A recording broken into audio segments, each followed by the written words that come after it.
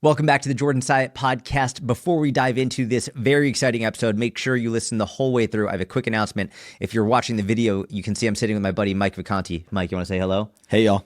Mike and I are the hosts of the How to Become a Personal Trainer podcast, which is meant for personal trainers who want to become really good at what you do. So if you want to be a better coach, learn how to help your clients get better results in a sustainable way, and also learn how to build your online coaching business, I'll put the link in the show notes for the How to Become a Personal Trainer podcast. Mike and I upload every single Tuesday, and it's 100% free. We hope you like it. And now let's get into today's podcast episode.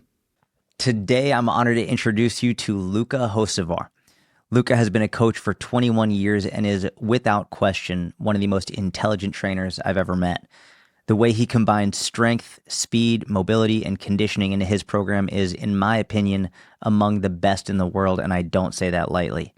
Luka is also a father to an adorable 1-year-old girl. He's a former professional basketball player and my dear friend. Luka, welcome to the show, brother. It's an honor to be on a show, man. So glad to be out here.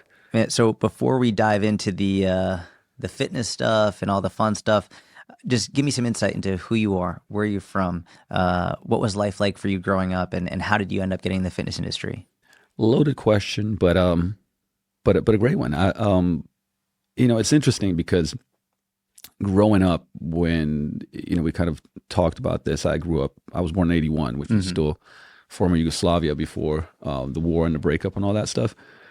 And when people, you only know what you know, right? Mm-hmm. It's like contrast is an interesting thing. So my childhood growing up was a lot of, put it this way, I've got 2 brothers. So as you can imagine, a lot of play, a lot of also like competitiveness. We're kind of like one plus year apart and 4 years apart. But also like, Slovenia in general, that part of the world, like a lot of physical education, right? Tons of, I remember playing every sport, when I was young, even for the high school, it was like anything I could get my hands on as far as like, oh, soccer. Yep. I'm in tennis, I'm trying to be competitive with everything, which I think has there's a lot of kind of benefits to that. We could kind of dive into that when you look at youth and multi-sport development, but also just I think what sport, we could probably get there a little bit later, is like what sport did for me from a standpoint of character, building friendships, hard work, teamwork, all those different things, right? But that was like a lot of my childhood, and yes, like we moved to London when I was 7, which was kind of abrupt. I thought we were going on vacation, and my dad. No way. Yeah. 2 weeks later, my dad drops me off at school. It's like, all right, I'll pick you up at 3:30.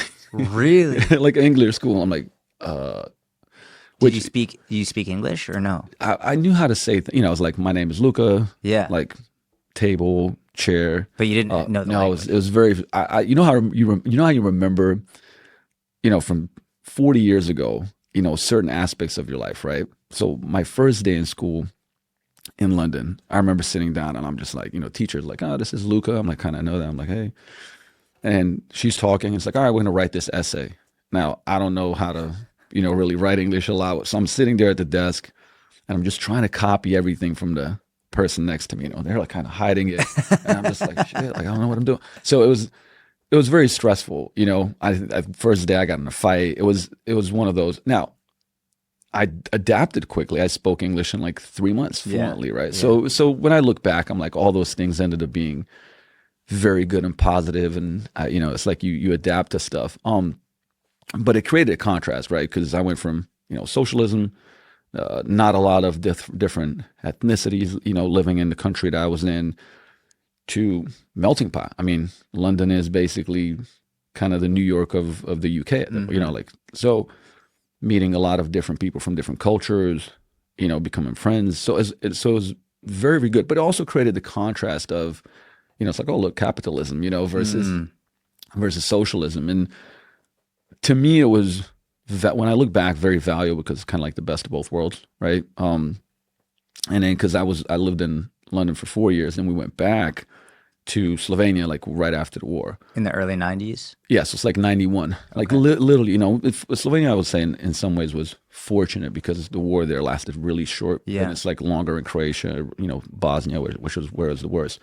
But you got the effects of it, meaning at least on the side of, like for example, a lot of my friends still are Bosnian, Serbian, but then you had this divide of people that are like, hey man, like we're friends, but here's this war going on, and so growing up in many ways, like I don't have these, and until there wasn't any contrast, like you don't really have these memories of like, oh, it was bad, because you adapt to, we're very hedonic as a species, right? It's like good, bad, you adapt to it, and then you're a kid, like it's hard to fully comprehend, I'd imagine, what's going on. Absolutely, and so I think I'd say mostly very good memories of childhood and things of that nature. And then you have like, again, the stresses of everything now when I look back, I felt like it was beneficial to me. Like, for example, learning new languages, moving to different places. I feel like to this day, I tell the younger generation, like travel, because you get out in the world and you realize we're much more like, I think it's very, very good for, and honestly, like just understanding people better, cultures better. Like you go to different cultures, and I've lived in a lot of places around the world, and I've been to, I think it's like closing on 50 countries, right? So it's like, oh, like in, here if you burp, it's like not good, but here if you burp, it's kind of like, hey, that was a good meal, and it's like you learn all these different things, and I felt like that was like a very, very big life, hack, if you want to call it, or life learning lessons for me, and but I don't, it comes back to this whole thing about like adaptation, which in training we're going to talk about. But for me, I had a lot of different life adaptations because I was moving a lot and going through different things. And when we came back from London to Slovenia, my dad ended up staying there because he got a job for this company, Gorenje, which was like basically think kitchen appliances company from Slovenia. And then, when the war started, obviously economy was not good, so they're letting people off. And he started this side hustle. He's like, hey, I'm going to stay here, try to make this work. So you were in London, and he went back to, what was Yugoslavia at the time? We went back to Slovenia. He stayed. Oh, and he stayed in London. He stayed in London. Okay, got it. You were 12 at this time? I was 11 years old. Okay. And then he's just stayed in London for 30 years after that. Wow. Right. So basically, when we came back, it was a lot of, and what he would do, he'd be like, London 5 weeks, home for about a week, and did that for 30 years, right? Jeez. And ended up building a decently successful company too, and his whole mission obviously was, how do I take care of my family? Right. Because if you were making money in London, for Slovenia, it was like, whoa, like even the most basic kind of pay there was a lot, right? So he made things work, and we went back, and it was my mom and the three of us, which I know was a load. God bless that because woman. oh my God. God bless that woman. Absolutely. Because I mean, I look back at like how much of a knucklehead I was in my teenage years, right? And it's like, definitely was not easy. And now me having a daughter, it comes so full circle, right? But because a lot of my, teenage years was also getting into a lot of trouble. It was like two things really. It was like sport and, I kind of went to school, kind of, but I was also doing a lot of dumb stuff and involved in crime and stuff like that. And, which is why I've kind of shared this before too, on that, like, I feel like basketball and fitness in that phase, basketball really saved me. It was part of the reason why I ended up going to college in the U.S. because I was getting into a lot of trouble, and, when I was 17, we went to New Jersey with the Slovenian team. So this is my Slovenian basketball the team. Went. Okay. And it was meant to be like, hey, let's go to compete with the U.S. high school teams. It's going to be an experience for us, right? And it was Eastern Invitational Basketball Academy, which is basically in Trenton, New Jersey. It was like the best high school teams would go there. So we came out there, and I had a great time, meaning like it was a great experience for me, right? Played really well, and I was on the team that I was on. The coach was this guy, Wayne Jones, and he was like, hey, like, you ever thought about going to college in the U.S.? So, and at this point in time, like, I'm playing for the basically, kind of Division II pros. I'm playing for all the junior teams and doing really well. I'm selling dope. I'm making money. So like, I'm feeling like, yeah, like I'm doing it. Like, why would I go to college in the U.S.? And then that year, and then Wayne was awesome, man. But he kept like keeping in touch with me the following year. And the following year, like I started getting into How would he keep in touch with you? Email? email. Yeah. Back then, Yeah, you're thinking about it and you're like, it's like all email. But he emailed me a lot. And that year, like I got in quite a bit of trouble, let's call it, right? And he was like, you know, he kept emailing, how you doing, this, that, the other. He's like, hey, why don't you come to Denver, stay with me, and then we'll go do. No way. Yeah, and Wow. we'll do 2 of these Eastern Invitationals back to back. And I was like, okay, like I'll do it. So I went, we trained, went back to back. Now I have no idea how college recruiting works. Zero, you know? So Eastern Invitational is in like July, right? There's no scholarships for D1 by the end of May, you know, June. But I'm just showing up. I'm doing my thing. I played really well. And I get a bunch of schools like Quinnipiac, Delaware State, Western Michigan, which are all like kind of mid-level D1s. Like, wow, we like you. But, you know, hey, you know, you'd have to walk on and then we'd probably better give you a scholarship. These are like, you know, minimum $40,000, $50,000 a year schools. So I even remember calling my dad and then like bringing it up, and it was like instantly kiboshed. You know what I mean? It was like, not even, okay. And then that year, one of my coaches because you'd always get a coach on a team, right? There'd be different coaches. He was like, hey, like you could go to the school. It's a junior college in upstate New York. I played there. I coached there. You would start like you're good, but you can't get a full ride, this, that, the other. Might be able to get you some scholarships on the educational side, whatever it may be. And so I came back on, it was August 3rd, and went to the embassy, started doing the paperwork. My first day of school was meant to be, because I made that decision. I was like, all right, I'm going to do this, right? So it was an opportunity to play basketball, do school, also separate myself from, you know, the dumb things that I was doing.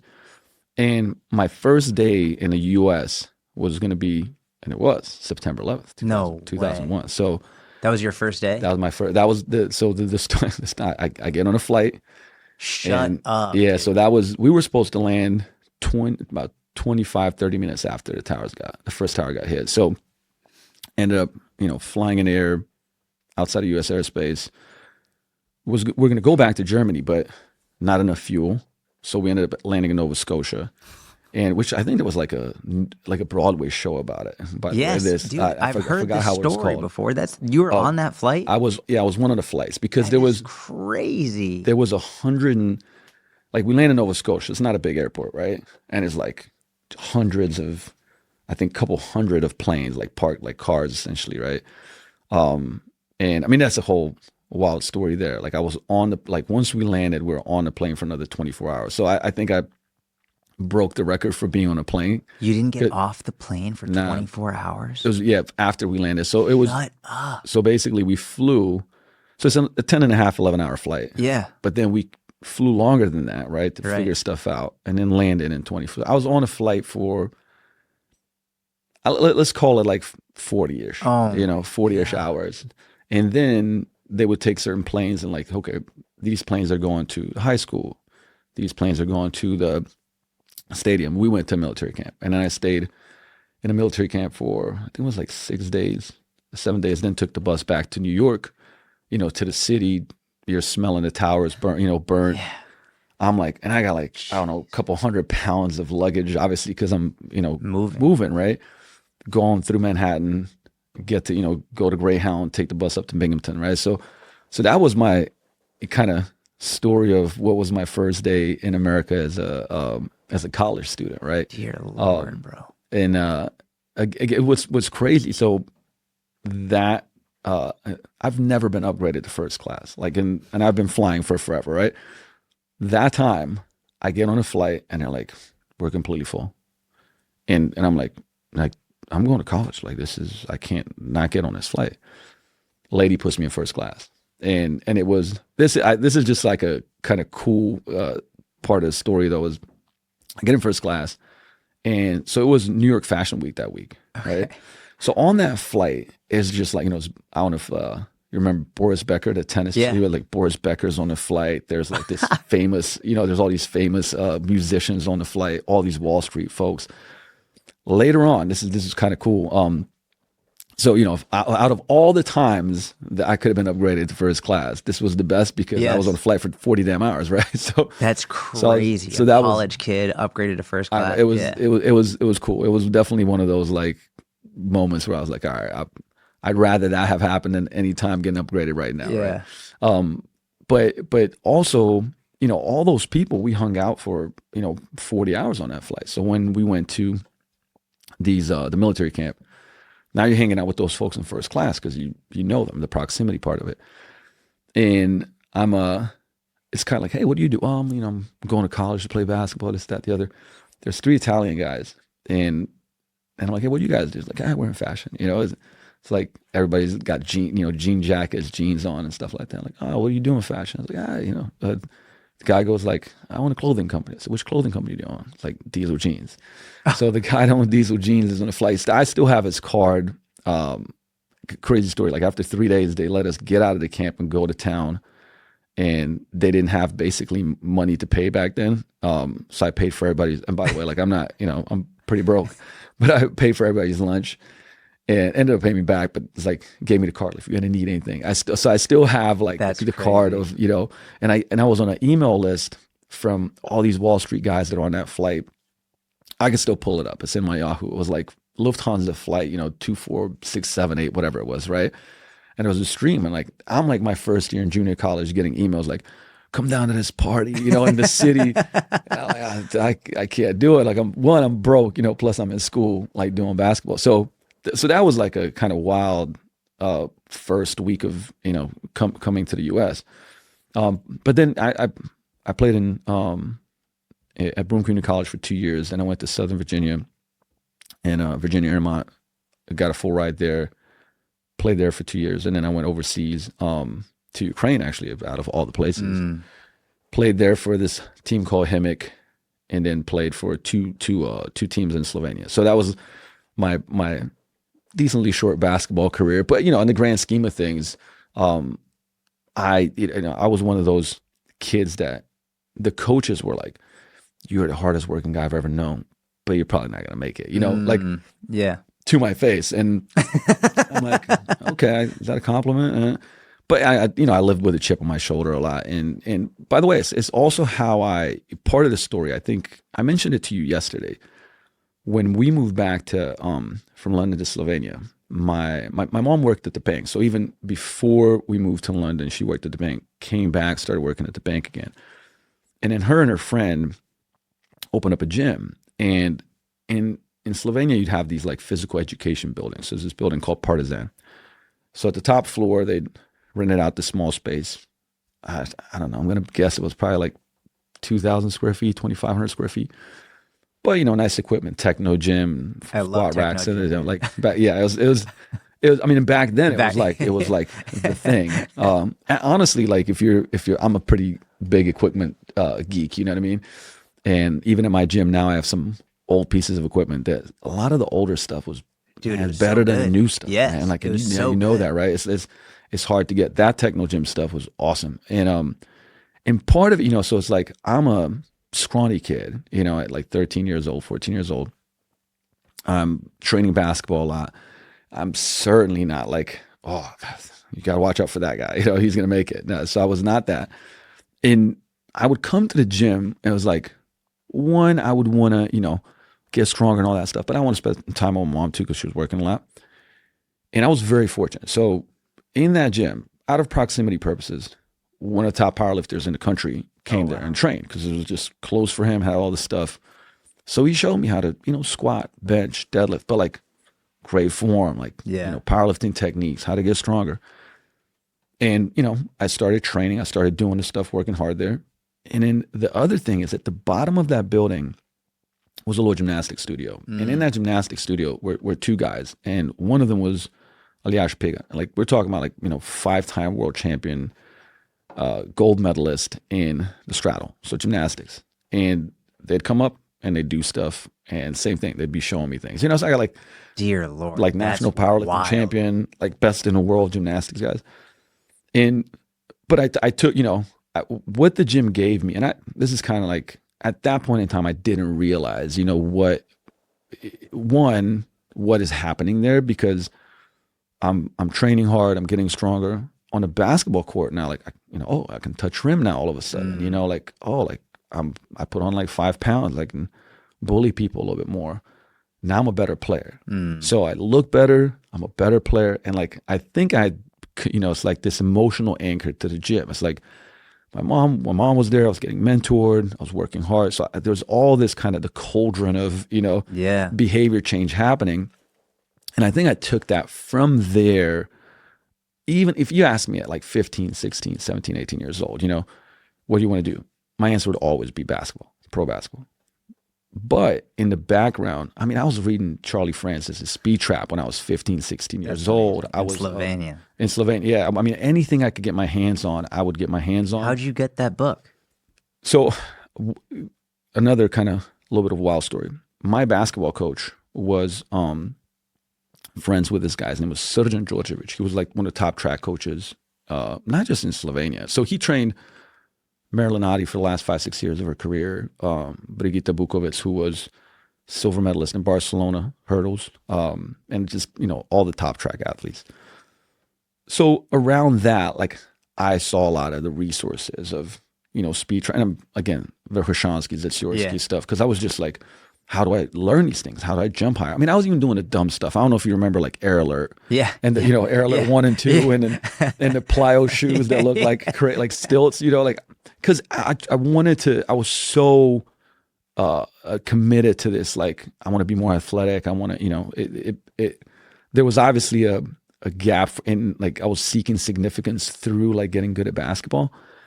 And so I was diving into all these things. And even, when I was 16 or 17, like between 16 and 17, Boris, who was my coach, he goes to this guy and goes like, hey, like, I got this crazy kid. Like, he just wants to dunk. He wants to get better. Like, can you come train with you guys? And he was like, sure, if he comes early in the morning before school, thinking like I wouldn't show up. But he didn't know I was a nutcase, so I show up but man, I'm training with Olympians, I'm training with the best of the best, and like, learning all this stuff, like from foot fires to how much percentage of your body weight on a sled, like all this stuff, right? Again, I'm not thinking like I'm getting better at the sports performance aspect. I'm just thinking like this is all for basketball. But underlyingly, I was learning so much about performance, right? And I think this was a big reason for later, kind of going into the coaching field, because I would just devour. And then, think about when T Nation came up, right?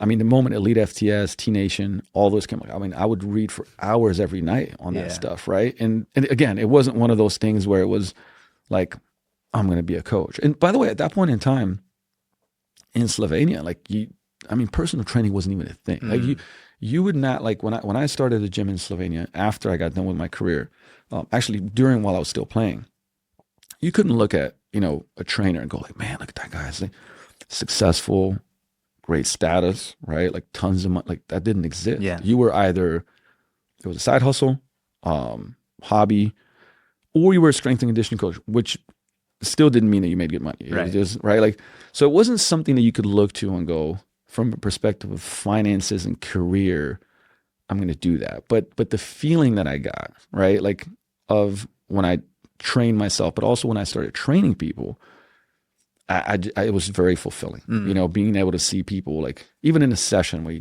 you coach them do something a little better, they lift more, their back doesn't hurt, they get a PR, and it's just like, I was making no money almost right at the beginning, but it's like I would leave the sessions going like, oh man, this is it. Yeah. Right. Yeah. So even like I had an identity crisis when I was like, okay, I'm done with basketball, because I dedicated so much of my life and time to it. Still, what I related to, that book from Cal Newport called So Good They Can't Ignore You. Right? Yeah. I love that book. It's like a Steve Martin saying. And he talks about career capital and deliberate practice, right? So what I realized is that, deliberate practice is when you're training a skill very deliberately, right?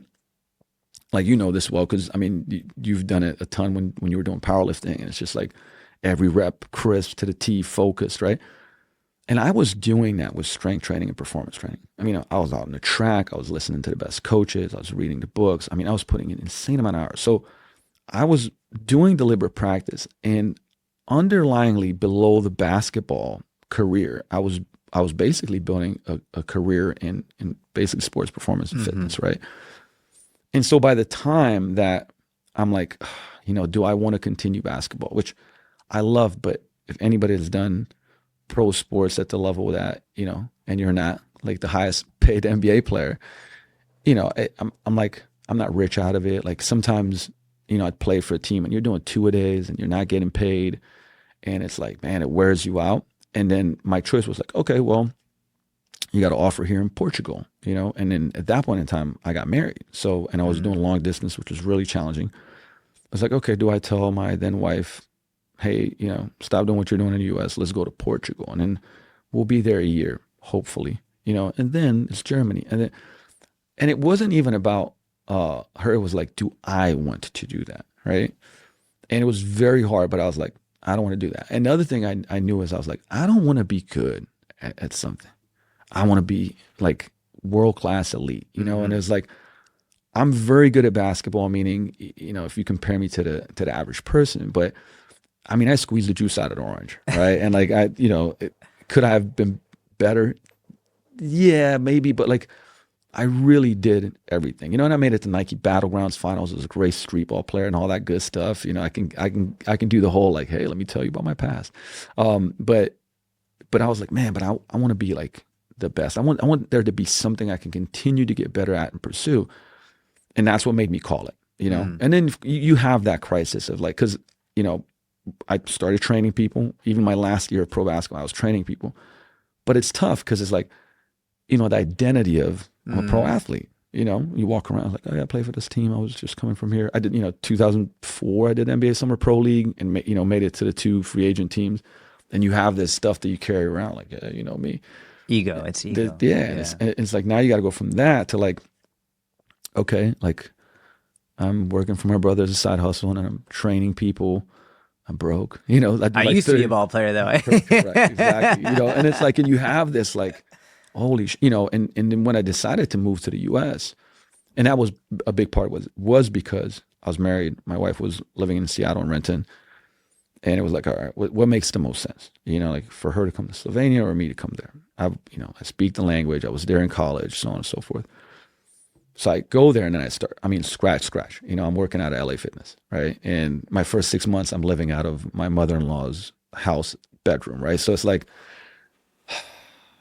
okay, ground zero. But the thing is, but I knew that's what I wanted to do, and I think that that's the important aspect of it. We just had started a gym in Slovenia, and it was tough to leave that too, because now we weren't like raking it in or anything. We were literally the kind of first coaching membership gym ever, right?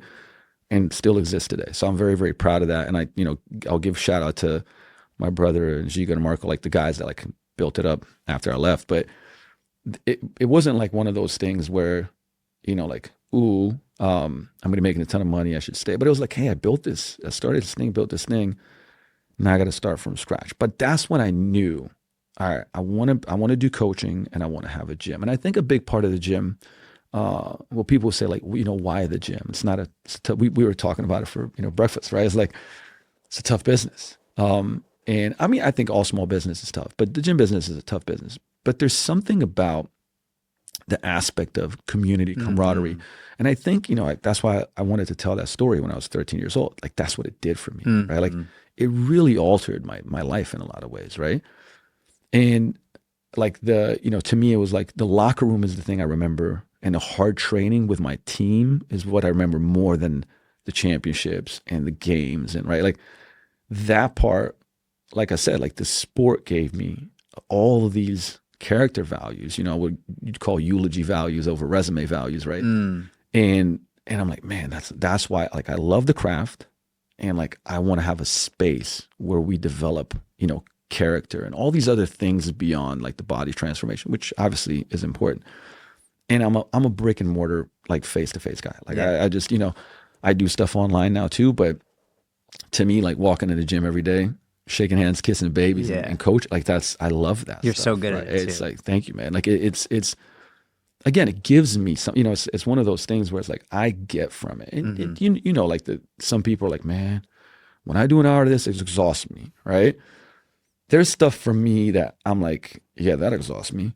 But like to me, when I'm coaching people and the right people are leading, like most of the time, it gives me a lot of energy, right? Like I don't, like I said it to you, like I'm year 21 and I still coach quite a lot, but I never think to myself like, oh, well, I wish I was, I don't know, doing the Google Analytics AdWords or whatever. I'm like, when I'm coaching, I'm like, I love being there and then helping people, right? Like, and then I love doing other stuff too, don't get me wrong, but that's why to me, it was always about like, hey, I want to have a gym, even though it's a tough business.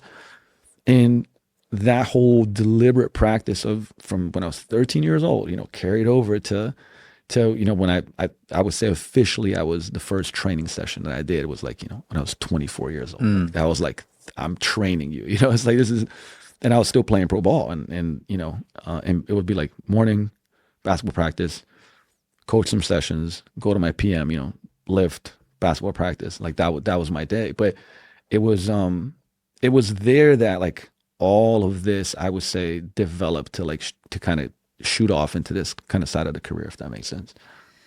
Man, there's a lot that you hit on. The one thing that I want to sort of take this off, use it as a starting off point. You said something about what your coaches said to you, which is like, you're the hardest worker in the room, but you're not going to make it type of a thing. And I think this is something that when you're an athlete and or a coach, you start to learn this, that there's levels.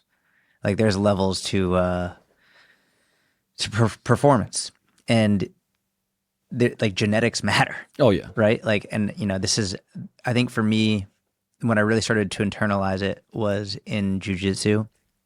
You see there's someone who's going to train 2 times a day, 6 days a week.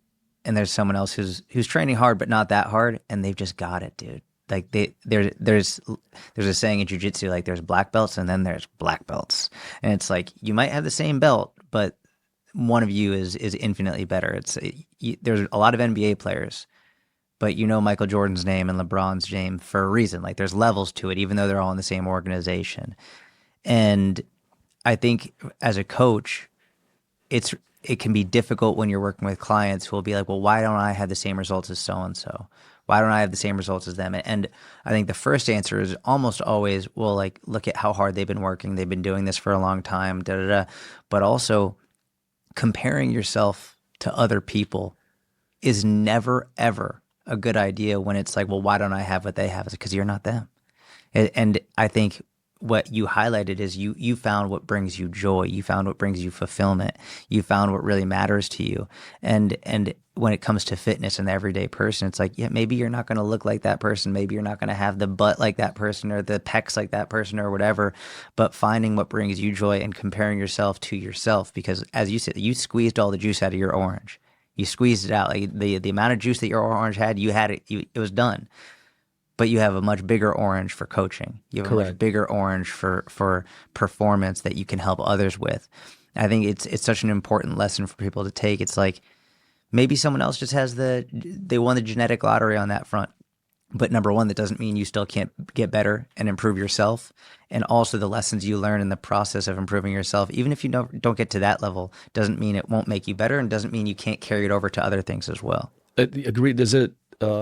I have this quote on the wall at Vigor. It's actually on one of my favorite quotes, but it's, you can't choose your potential, but you can choose to fulfill it. And, and that's kind of like, and by the way, like for somebody else, it might be that they have something where they hear music in a way that, like one of my tattoo, my good friend and tattoo artist that did a lot of the sleeve stuff, his name's Lil B.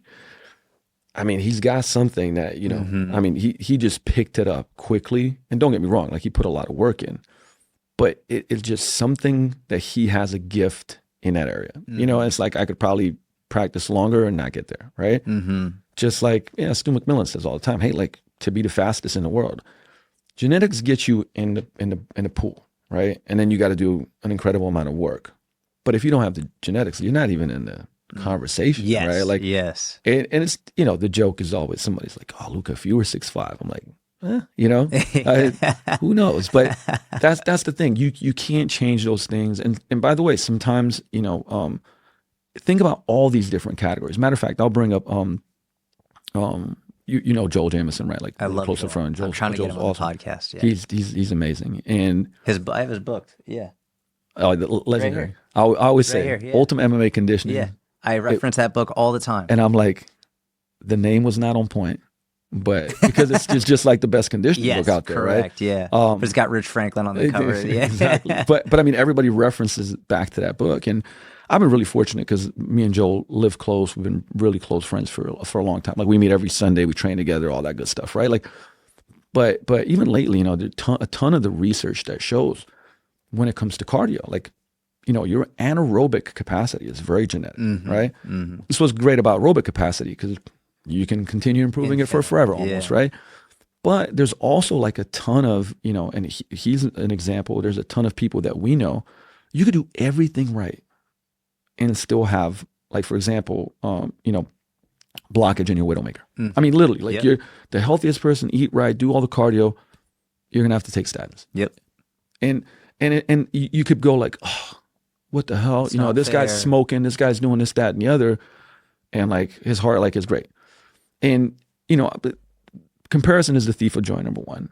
Number two is we talked about, I said, I just read this book from Arthur Brooks that I really liked.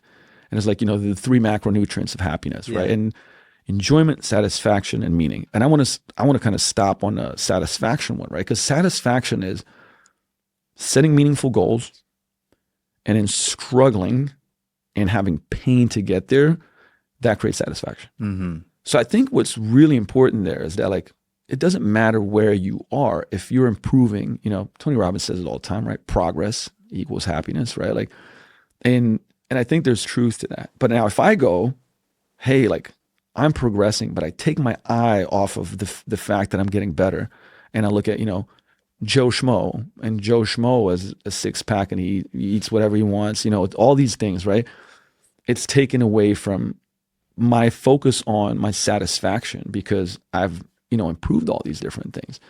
And no, absolutely. Look, there's this is actually an older book from Dave Epstein, I think, which was The Sports Gene, right? Where he talked about that what's happening in every sport is, you know, as you're born, you kind of see your tendencies, right? Like in tennis, over 20 years, the average arm length is 4 inches longer. Why? Well, because you're a better tennis player, right? Like your serve is faster, you can reach longer, all these different things. Like a running back has a certain build, right? Here and there, sure, you get like different body types. Rare, but you're like, oh, like lower to the ground, right? Like they're built because this is what allows them to be, you know, cut better and do this and that and the other, right? And you look at all these sports, you gravitate towards it, just like hypermobile individuals love yoga. Yeah. It's like, ooh, I'm good at yoga, right? Like stiff people are not like, oh, great, let me go to yoga. Right. Which obviously they need more yoga. Hypermobile people need more strength training. But there is kind of this natural categorization of things. But I think that in anything that you do, you know, whether it's your body composition, your health and performance changes, business, whatever, right? Like if you start doing the thing where you look at somebody else and it downs your progress, I think that's the wrong perspective. Because inspiration, sure. Yep. Right.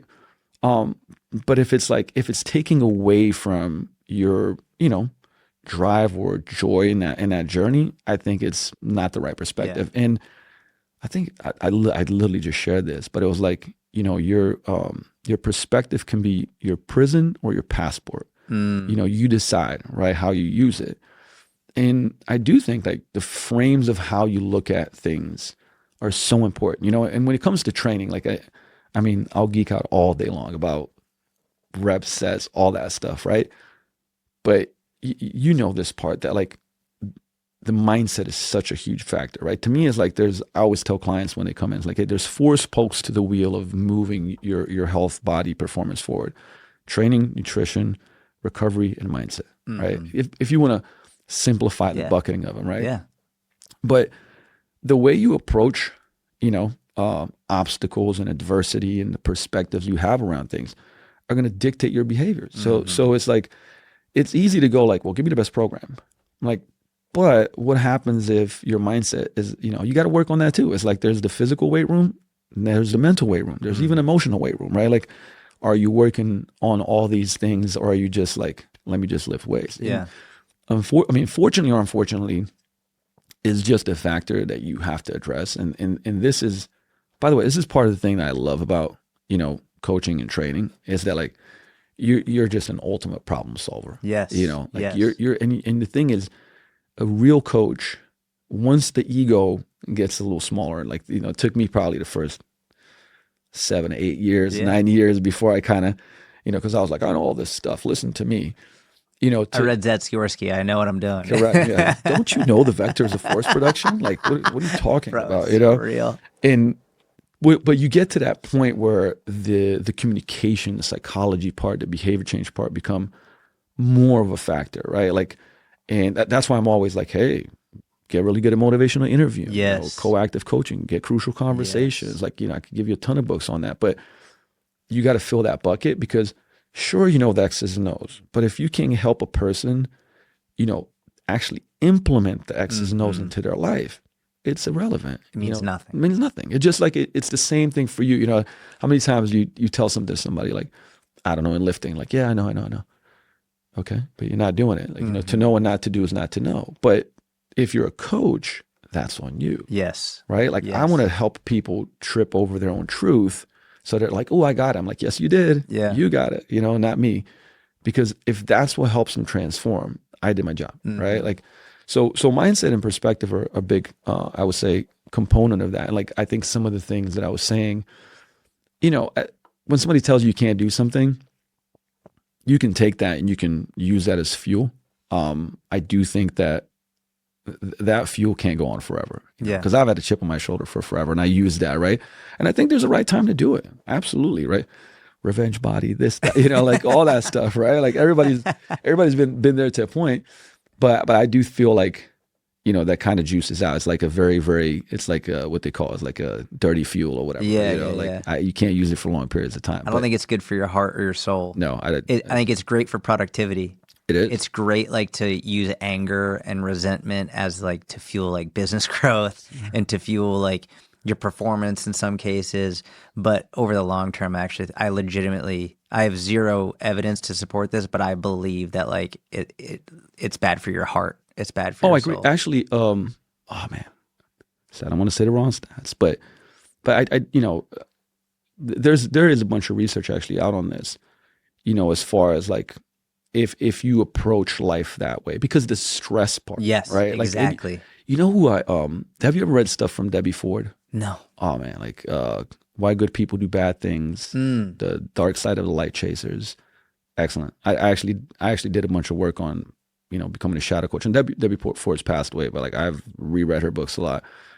And she talks about this analogy will maybe make sense, but I did a lot of stupid stuff in my life. We could unravel that, but this made sense to me when I got divorced. I was not living in integrity. I went to therapy. I was like, I thankfully did all the like, hey, like I need help, right? And I was going through some of Debbie Ford's work, and she was saying like, imagine that like when you lie to yourself and you lie to others and stuff. It's like having an orange. I'm like, hey, Jordan, here's an orange. Now I want you to keep that orange on you, but make sure nobody sees it, right? And it's a big ass orange. So you're like, okay, do I put it in my pocket? That looks weird. Shit, like where? So it's like, okay, you're walking around, you're always thinking about somebody not seeing the orange. Mm-hmm. The more bullshit you've told yourself or others or living out of intent, the more oranges you got. You gotta hide them. You gotta hide them. Yeah. And there's a stress to that. Yes. Right. And I mean, again, like from experience, it's like you're constantly like sympathetic, fight or flight, right? You don't sleep as good. You're constantly on edge. So I feel like that dirty fuel is that if you use it too much, you're always like proving somebody wrong, like always, and then it becomes, you can kind of fall into that trap where it's like everything has to be that. Yes. Right. Yeah. Versus essentially going like, making it like a purpose legacy thing. Like, I don't know. To me, I still I want to look good. I want to be healthy. Like, it's more important for me to be healthy and perform better. But I call it the Holy Trinity, right? Body composition, health, performance, right? Why? Like, if you're working on body comp but you don't have health, I'm sorry, it's gonna be a problem, right? Like, And, same thing with performance. And performance could be, like, hey, I'm 65, I want to play with my grandkids, right?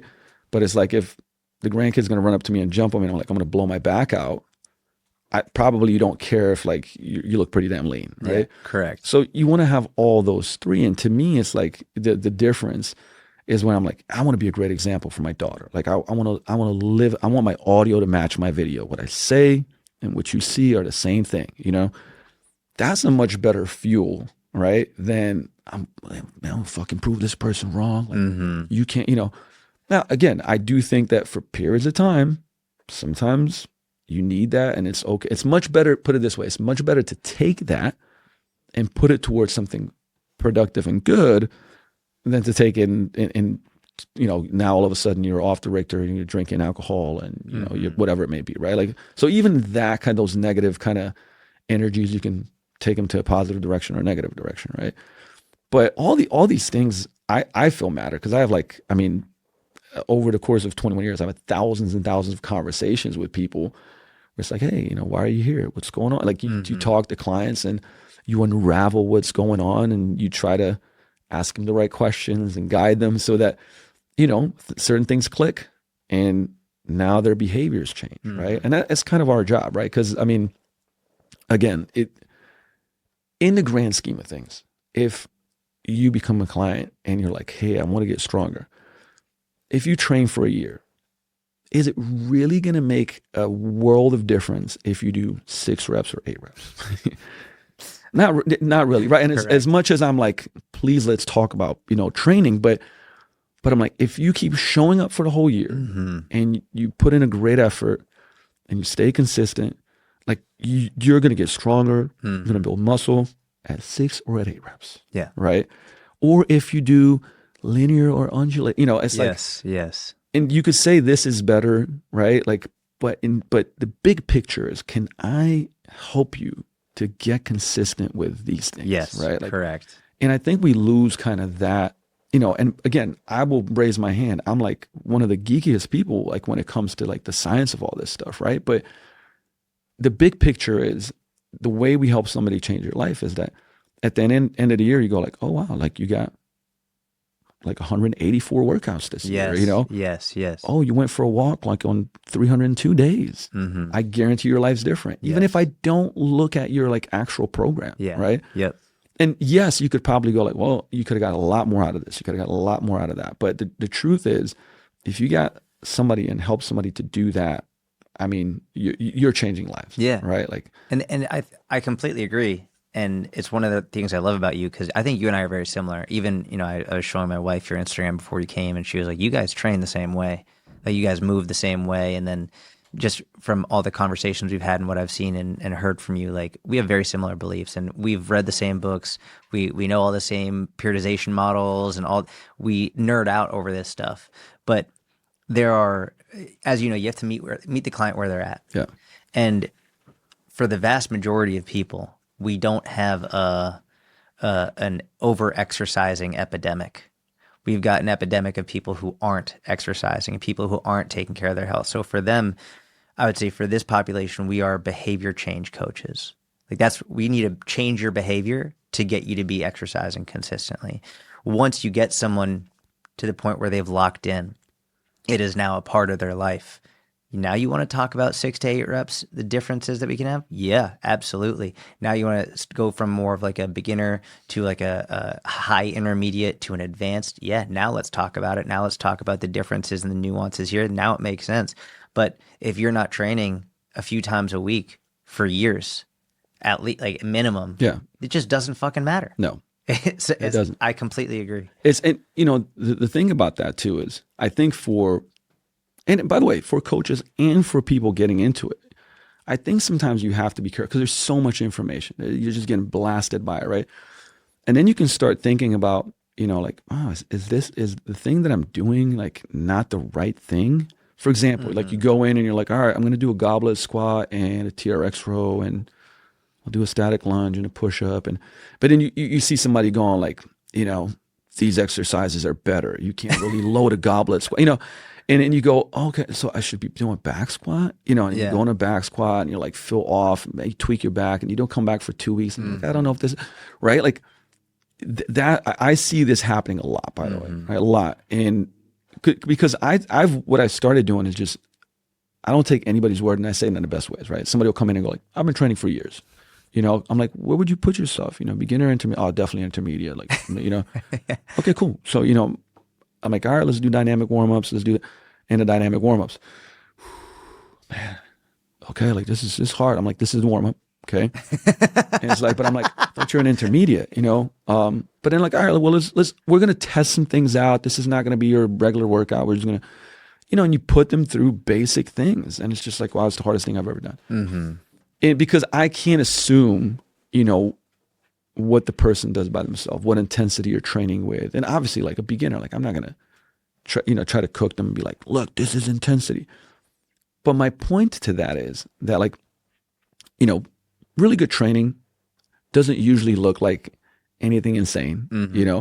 It's just done with, which is why I think, having a coach is so valuable, and being in a certain environment is so valuable, because you can do things with a really good standard and well, right? And it's like when I train high school kids, and I've trained a bunch of basketball high school teams and baseball teams, and everybody there is just like, yeah, we train hard, and I'm like, all right, guys, look, we're gonna go through this drill. We're gonna do push-ups, but my way, And it's like, all right, you're gonna spread your fingers. I want every knuckle to push into the ground. Like you're here, knuckles over shoulders. Like by the time I set them up, they're tired, right? Because they're like, we haven't even done a rep. I'm like, all right, cool. On my count down, and you're going down to the yoga block. You're gonna pause, right? And it's like barely anybody can get to 10, right? And I'm like, okay, the way you did push-ups versus the way that we did them, right? Which one's harder? It's like this one, you're gonna do them if you want to get 20 because it's ego. If you want to build a great foundation of lifting and calisthenics and how it's done right, like you're going to do this one.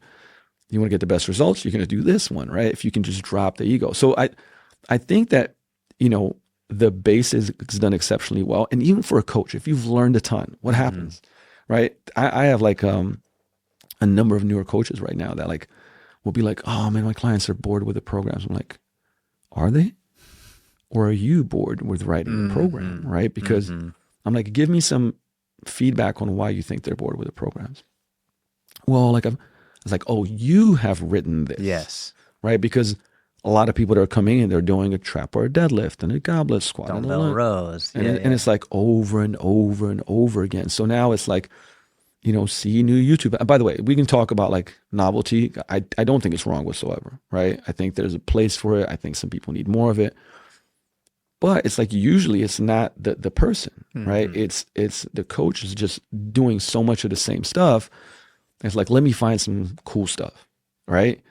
And they start implementing it. Now, that's fine, but if you start getting some cool, challenging stuff to a new person and they feel incompetent, now you're not doing your job, right? Like part of self-determination theory, which you've heard of self-determination theory, right? So it's like competence, autonomy, and relatedness, which just means like self-determination theory says, how are we human beings intrinsically motivated? Like what gives us motivation without the carrot, right? If I get better at something, I feel more motivated, right? Autonomy is if I have choice, like I have control and I make the choice, I'm going to be more motivated. And then relatedness is like the community aspect. Like if I'm doing it with other people that are supportive of me, I'm going to be more motivated.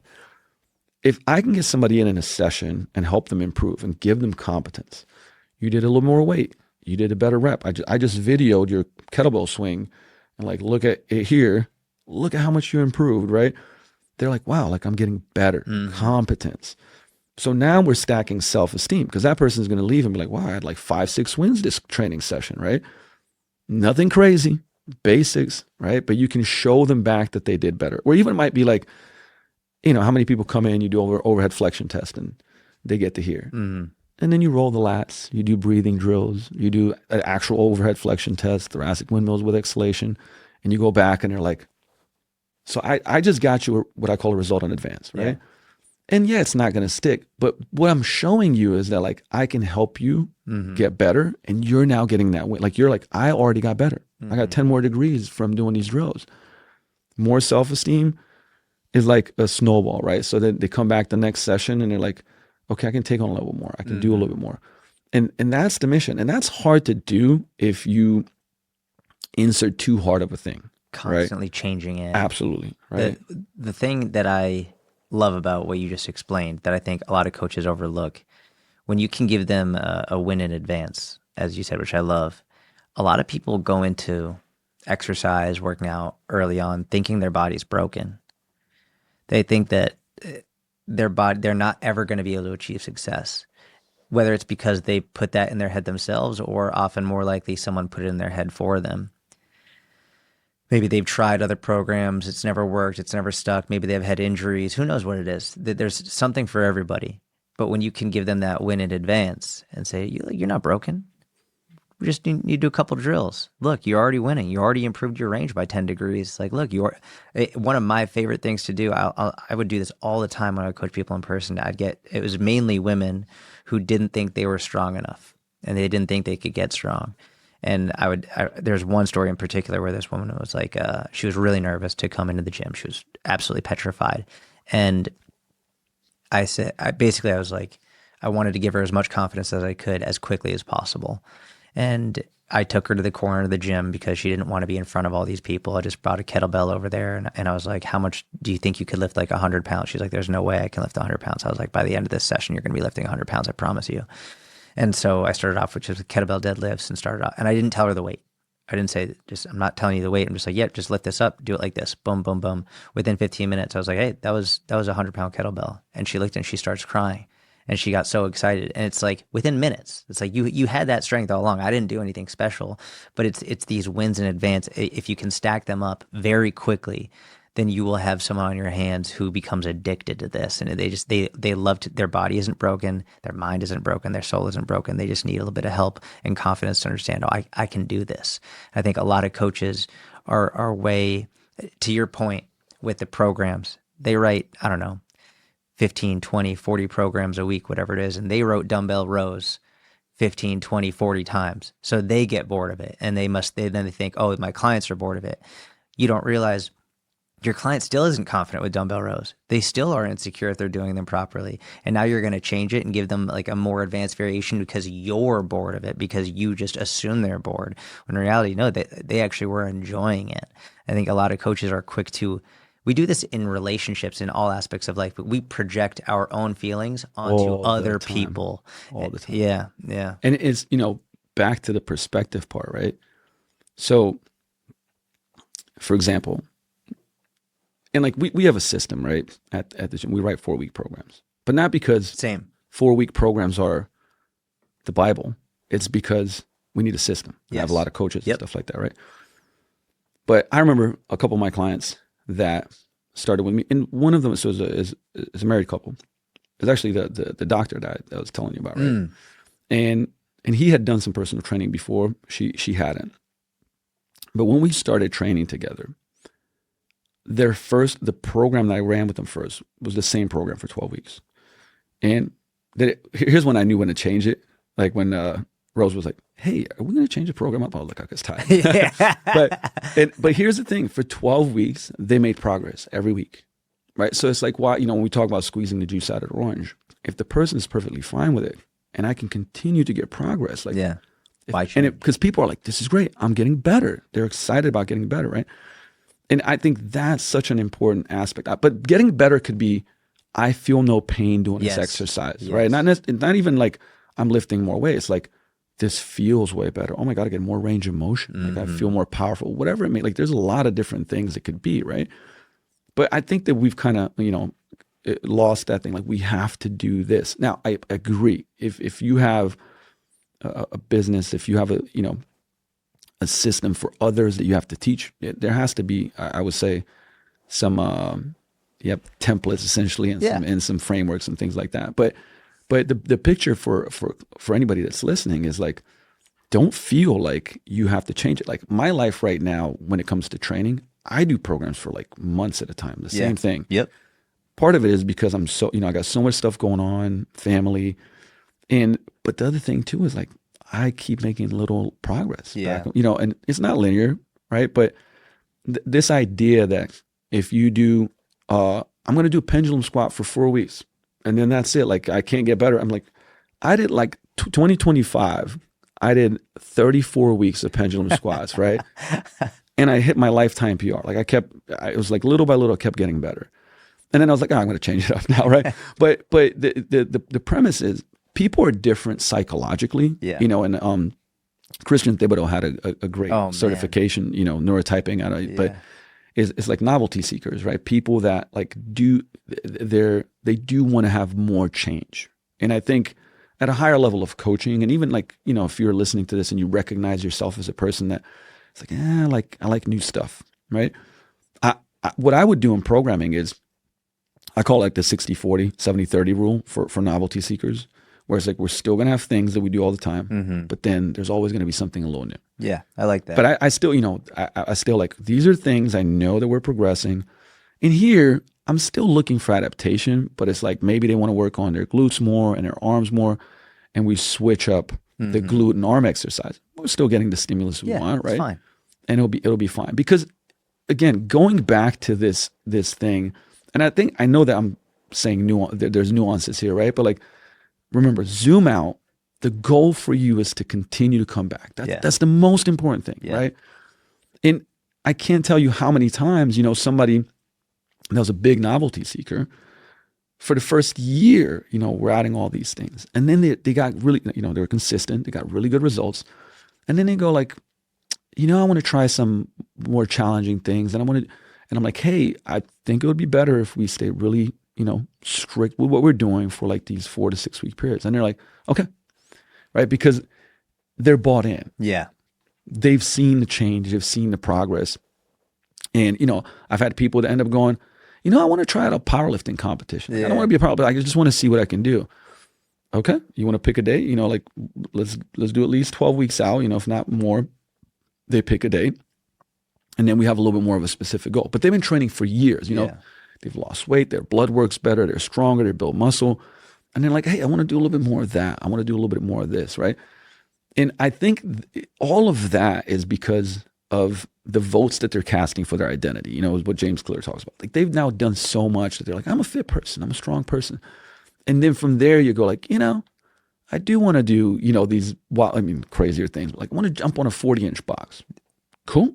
You know, let's train to do that, right? And that's what's so great about fitness and performance, that even if you're not an athlete from a standpoint of, I go and play this sport, right? You can make it a sport to a degree. And that's why I like the whole athlete for life thing that I've kind of banged on for 20 years. I mean, it came from that when I got done with my professional career, I never wanted to lose athleticism. It was like, it's a thing that I think gives your life so much more, you know. And again, you want to go pick a basketball, flag football. Right now, pickleball is like everybody's playing pickleball, right?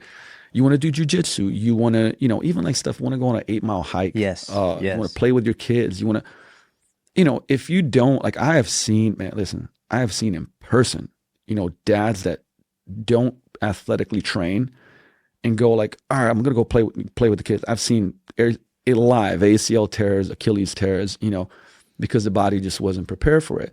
And then they'll go like, well, see, I'm not supposed to be doing that. Yeah. Like, well, that's not true. You just have to prepare your body to be able to do that, right? And so what I love about that is like, when I started kind of writing these training programs, it was just for myself, but for clients. One, I started realizing that people like to have athletic things in their programs. Number two, it was like, well, the best way to, you know, not lose an ability is to keep training it, maintain it. And then it was also like, how do you get people back to doing things in a nice, like longer runway, progressive way, because it's going to carry over to life. Because the truth is, you know, I know the people that we train at Vigor Ground and, you know, the 2 different facilities, we've never had a person come in and just go, I take that back. Maybe once or twice in my career where it's like, you know, a person wanting to do a bodybuilding show, right? And they're like, hey, like I got to look the best possible on stage. But in the vast majority of situations, it's a mix of like, look, I want to feel better. I feel like crap. I'm tight. My back's hurting. You know, I'm out of breath. I can't do anything athletic. I want to look better. It's a mix of things. It's like, it's never I want to have this one thing. It's always a mix of different things that they believe is fitness for them. Because it's very different, right? we might talk and be like, hey, what matters to you?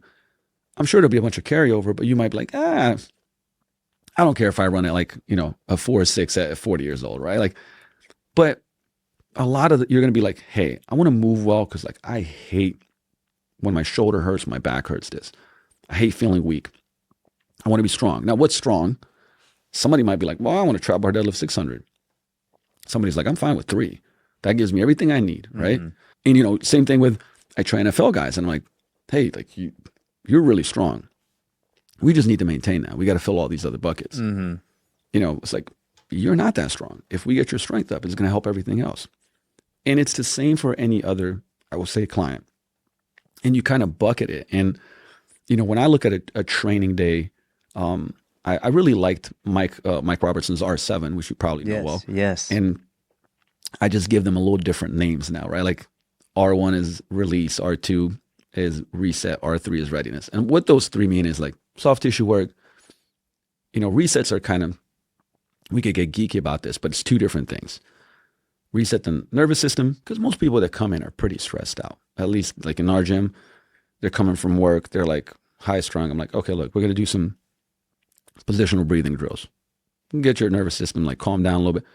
And let's get your joints in a better position. And by the way, these are like this 1 to 2 drills. It's nothing crazy. Yeah, it takes a couple, 3 minutes. A couple minutes, right? But it's good ROI, right? Readiness is your dynamic warm-ups. That's your Spider-Man lunge, your squat to stands, your 90-90s. It's just like getting the joints and the body to move the way that it's going to need to move during a training session. And at the end of it, there's always, movement stuff, at least for me. Like I think a great way for anybody, like this is literally across the board, okay? Is that the last part of the warm-up is movement prep, right? Now, for somebody that has the ability, it may be high knees and skips, and pogo jumps and movement, like, but let's say I'm going to take an extreme example and I'm going to go like, okay, I will literally give an example of somebody I trained that's like 72. They were doing marches, right? They were doing like little pogo jumps and jump rope.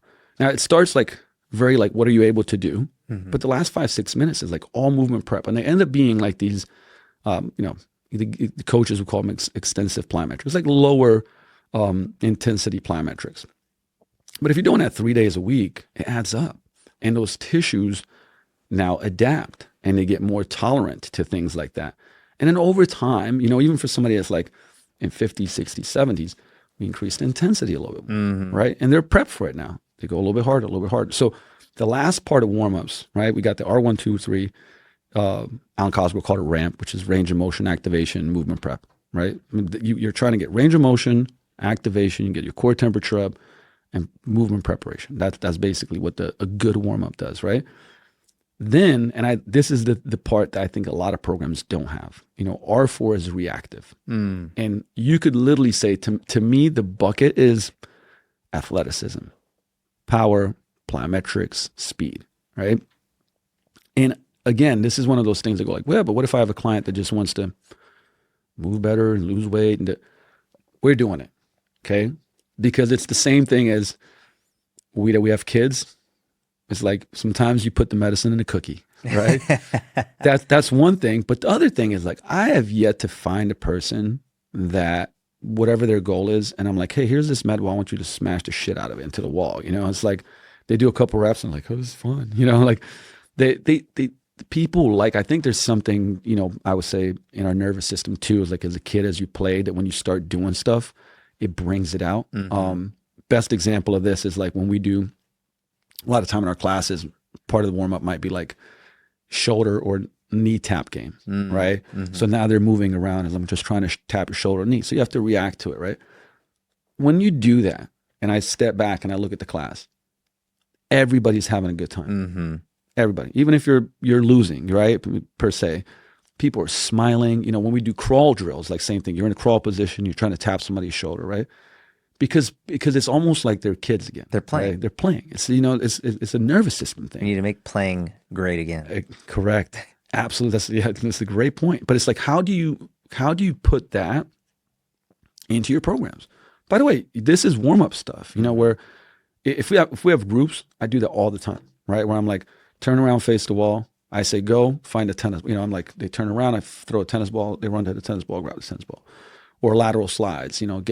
So there's coordination, activation, there's hand-eye coordination, there's hand speed, there's all these different things, and it's like a little bit, but when they're doing it 3 days a week, It adds you up. microdose it, and like all of a sudden their reflexes are better. And it's like, hey, somebody that's 50 or 60 years old, where could reflexes and power help you out? I mean, falling, it's Yes. like 1 out of 3 people that fall after the age of 55 or 60, like break their hip. Yep. Crazy stat, right? And a huge percentage of them die. And because it's a very, like you're completely immobile for a really long time. People put on weight, they die shortly after. They die within the first year. Yes, It's crazy. which I think is it's crazy. like over 70%. It's crazy. Yeah, if you're listening to this and going like, what? I'm like, look at it, go look at it. You'd be blown away. So that means, so think about this. 1 out of 3, okay? Which means that like if you get them to be more prepared to catch themselves, and by the way, sometimes they might still like hurt themselves, but they'll save them from Yes. something like that. Again, breaking a hip, there's a bone density Yes. issue there too. So it's like reactivity, being fast and explosive. We talk about strength training for bone density and plyos for bone density, which I'm the biggest proponent of. I completely agree. And the argument is always, which I've given and I still believe in, is that like, God forbid you fall, you want to have the bone density to be able to be okay. But why aren't we training to prevent the fall? Why are we only training to hopefully prevent the bones from breaking if you fall? How about we start training to prevent the fall from happening to begin with, to develop that lateral movement, develop the reactivity. A huge percentage of falls are because of moving laterally. It's often not like moving forward. Sometimes it's from slipping in the shower or stepping off a curb, but so many of these falls are lateral movement or change of direction. Why are we not training that? See, this is. I'm so glad you brought this up, because if you've ever, I kind of get the benefit of continuing to see people of all, I would say, age groups doing movement. Yeah. Right. And again, because we'll do group warm-ups and stuff like that, and you go like, all right, lateral slide. And Bro, I love that movement. and it, what I'm saying? Like, obviously basketball, so I'm like, I'm doing it all the time. But what happens is like sometimes you go, hey, I'm gonna need you to just slow it down a little bit, slow it down. Because the thing is, you'll see people that are moving, as soon as they move fast, they lose control. Yes. Right. Yes. And you're like, that person's literally about to fall. Yes. Right.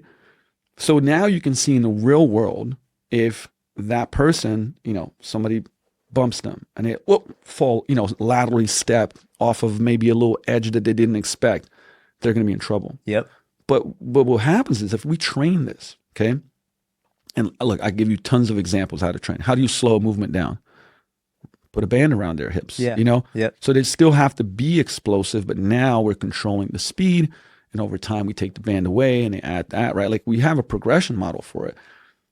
But guess what? Like in 6 months, that person now without the band and the warm-ups are like, all right, lateral slides. And they're moving faster and they look coordinated and they're Yes. not going to trip.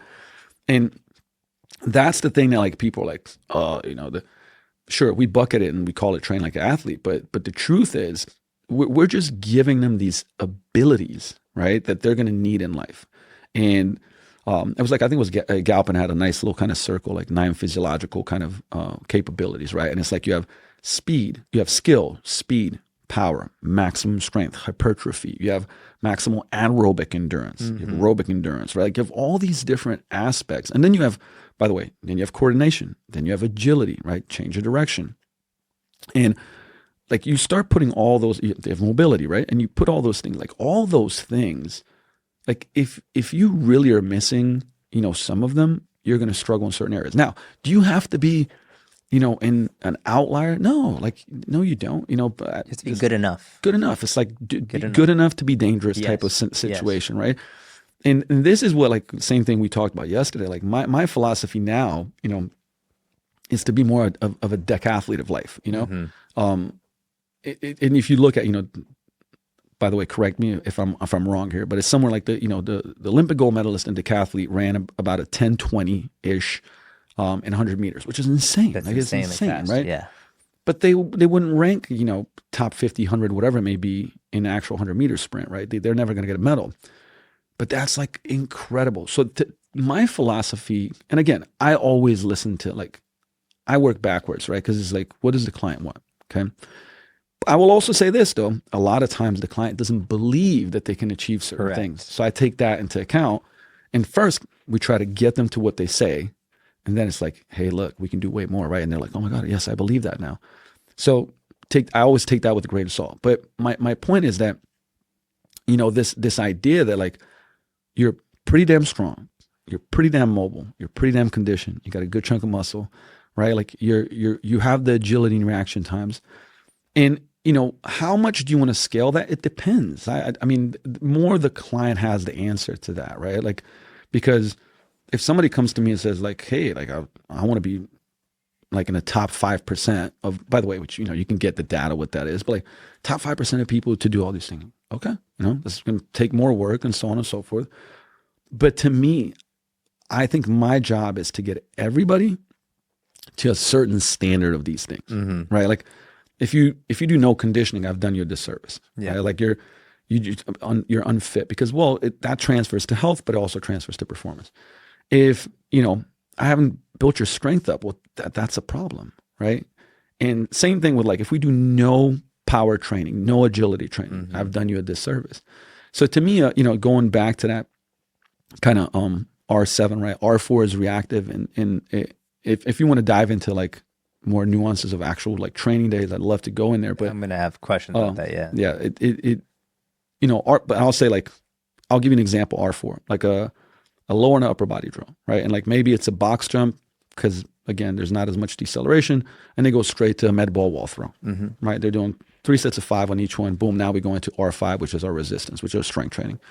Matter of fact, you know, I do like to categorize, by the way, strength training and resistance training, because sometimes they are like, to me, strength training is like, you want to get stronger. Yeah. Resistance training sometimes is like, we're trying to build muscle, maybe we're improving tendons, like, right? So there's nuance there. There's nuances there. And like even in our templates at the gym, beginner versus intermediate are different, because as soon as you get to intermediate, like we are working in like those lower rep ranges. Yeah. You know, 3 to 6, maybe even 2 cluster sets, stuff like that. But we're not going to do that with beginners, right?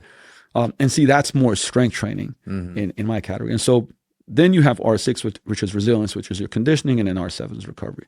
So every session should have those components. But it's like because people will be like, well, how much of what, right? It's like a piece of the pie analogy, right? How much does that person require based on their goals? And, you know, also even on a training day, if you look at it, right? I'm a big fan of Conjugate, and, you know, I still for myself do like a submax effort day, rep effort day, dynamic effort day. And like, I have my own way of putting it together. But for example, somebody that's a really deconditioned person that hasn't really done anything in a long time, they might have half of that pie be R1 through 3. Yeah. Right? Because a warm-up will feel like a workout. Yes. Man, like this is strength training. And then we're going to do, you know, some like maybe very little R4, but something like do metabolic wall throws. Then they'll have some strength training, maybe 3 exercises, like maybe 2. Yeah. Right. And then some cardio then. Right. Like, and so, but that might look very different for somebody that's like strong as hell, but they're like, look, I feel broken, I feel slow. And now all of a sudden, you know, we're gonna have a lot of like mobility stuff, which to me is like R3-ish, right? And then we're gonna do more reactive and explosive stuff. And then that R4 is gonna be brought down, and out of that R5, right, which is our resistance stuff, but maybe more assistance work, maybe more like full range of motion stuff. Like, hey, they've been doing back squats, but they can't even get into deep squat. But now all of a sudden we're going to do front squats, you know, or maybe we'll do belt squats to deload their spine. So again, that looks different based on, you know, the person. But I think the analogy of like the piece of the pie is really helpful, right? Because you go like this much of, you know, R1 through R3, this much of R4. And you could look at that, and through my training week, where right now, still, you know, before preseason, I'm still seeing a bunch of NFL guys.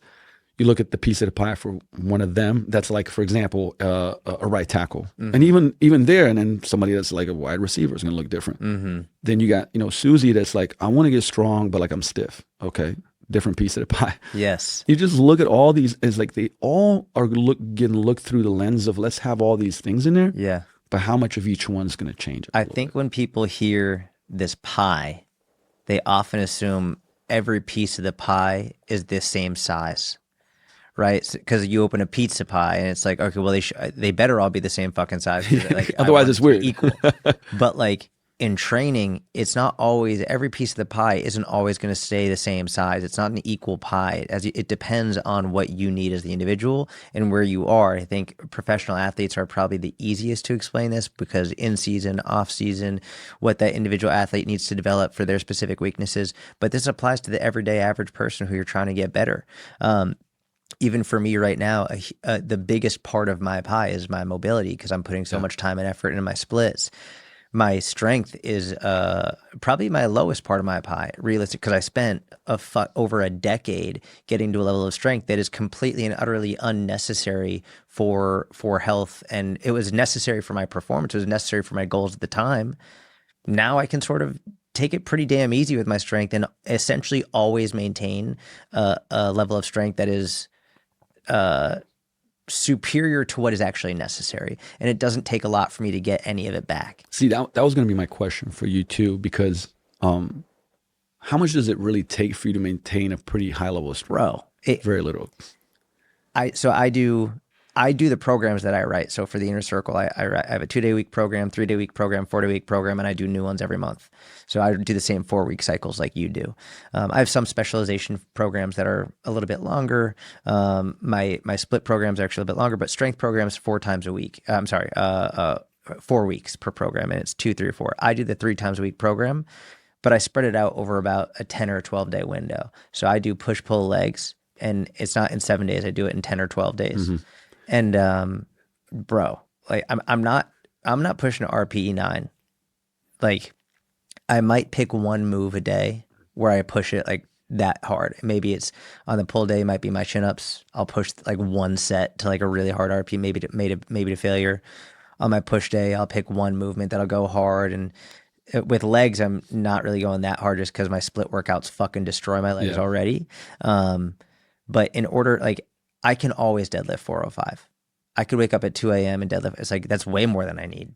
Like, I don't need that level of strength, but like I spent so many years developing it, and not only the strength, but also the skill of it. The skill component's a really big part of it too.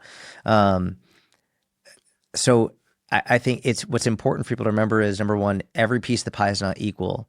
And number two, it won't always stay the size that it is now. Yes. Right? It's like as you progress in your training and as you have different interests and different goals, like I know for a fact I'm really going to want to get better at my handstands and like a press to handstand. So eventually that's going to be a bigger part of my pie. I would love to get back to like a 42-inch box jump. So like at a certain point, that will be a bigger part of my pie. This is one of the reasons I love a conjugate style approach, because it's not a block periodization where it's like you're either focusing on this and not focusing on anything else. It's like, no, you can include bits of everything at the same time. So at the very least, you're maintaining your other things, maybe slightly improving depending on how much you're doing. But in my opinion, there's no reason to just completely stop doing something altogether. You can include, I think people massively underestimate how much 2 to 4 minutes of a skill can impact, like 2 to 4 minutes per week.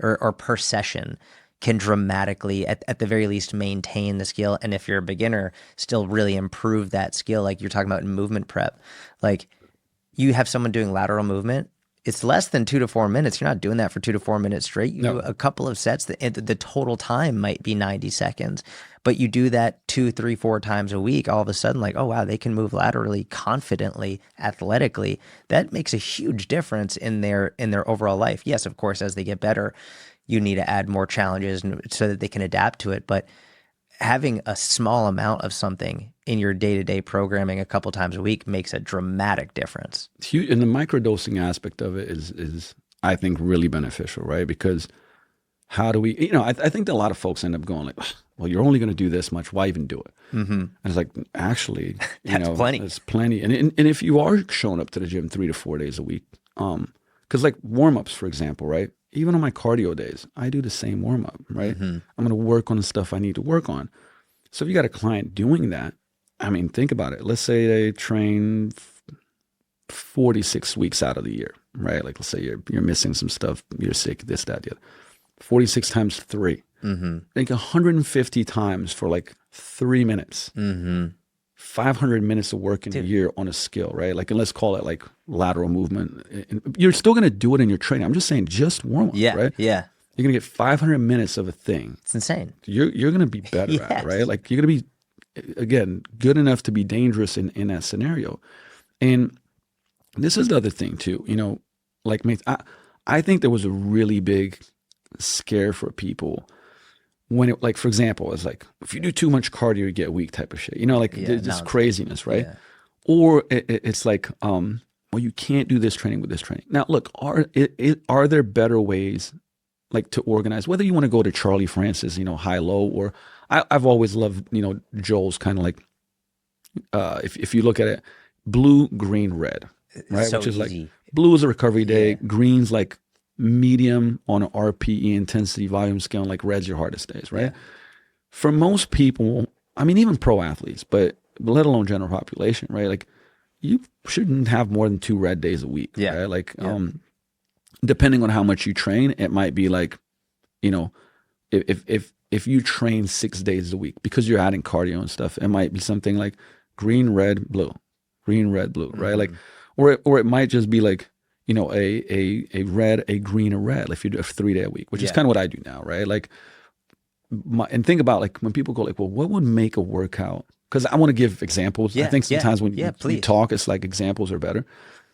If I have you do 4 sets of 5 on a trap bar deadlift heavy, like RPE 8.59, right?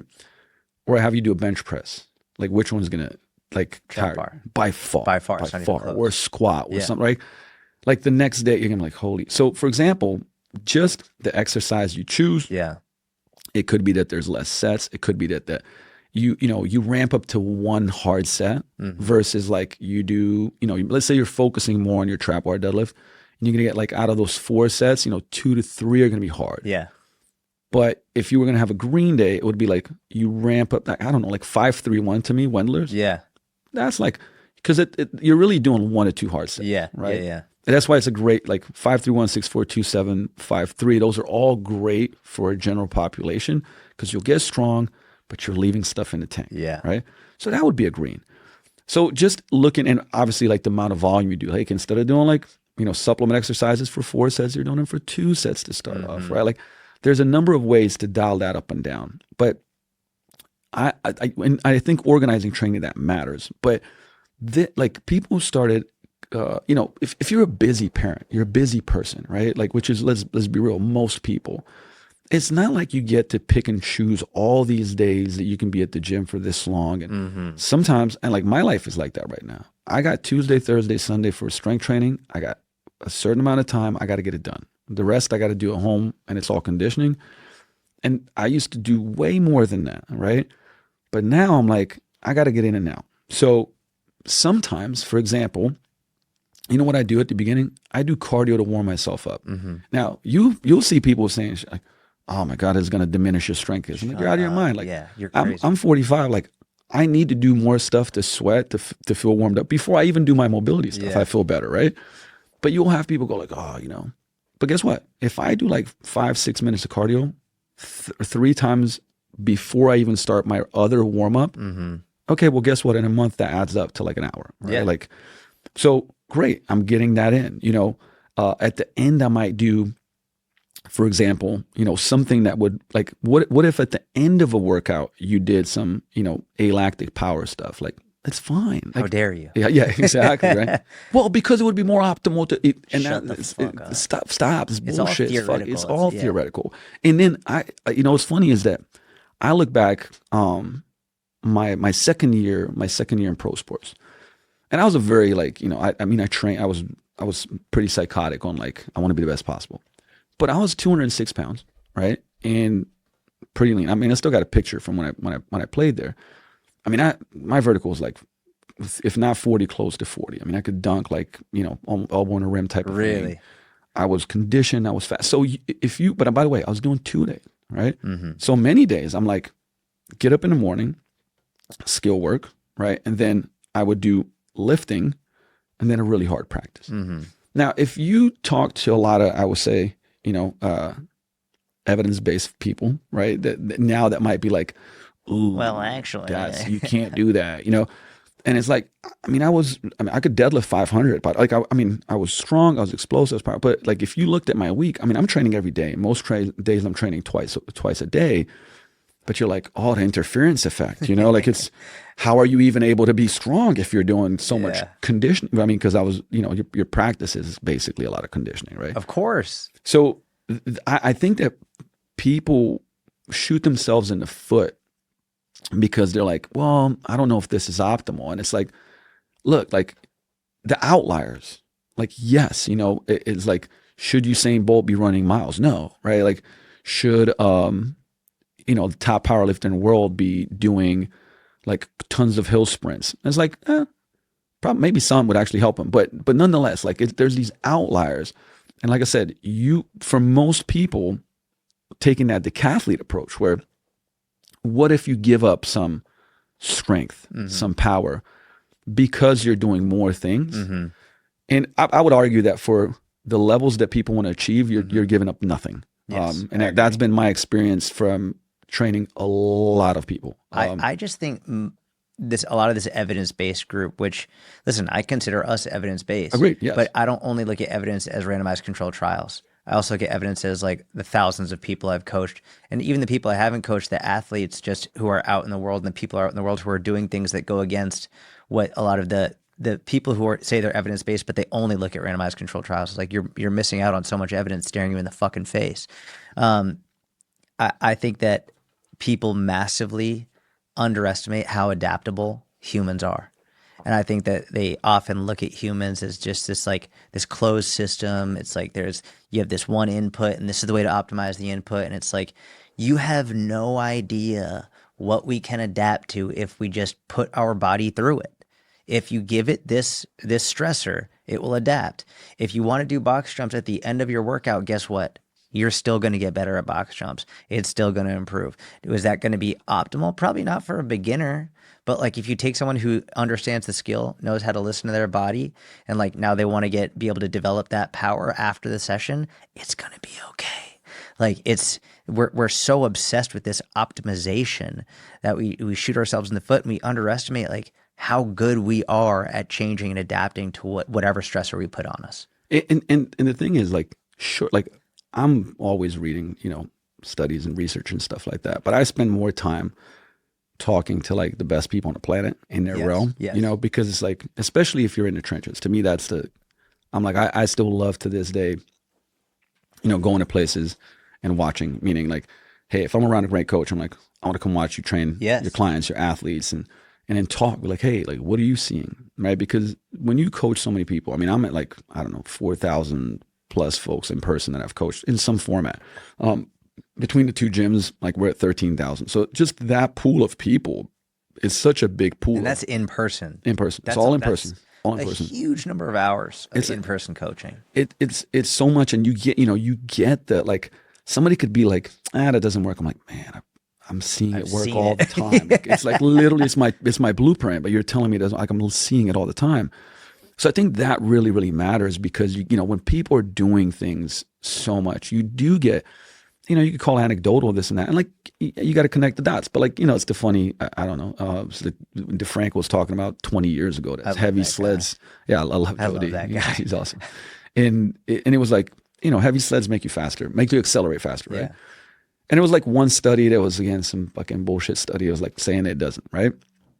14 years later, tons of study comes out that it's true.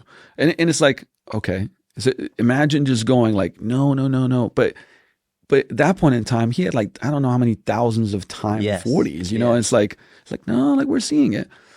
To me, it's like that is like, hey, still take the data, take the research, but filter it through the real world. Mm-hmm. Like to me, that's still the best, way to do it. Like I love talking to practitioners that like are doing this all the time. Like, what are you seeing? What about this? What about that? And it's like, hey, we found this. And I'm going to take that more seriously, where like this person that's been at it for decades, trains a lot of people, has, a team that's training a lot of people, and they're like, this is what we found. Mm-hmm. Right. And I'm going to take that and I'm probably going to do some experiments, right? More so than like, hey, we took, 52 college students for 8 weeks. Yes. Yes.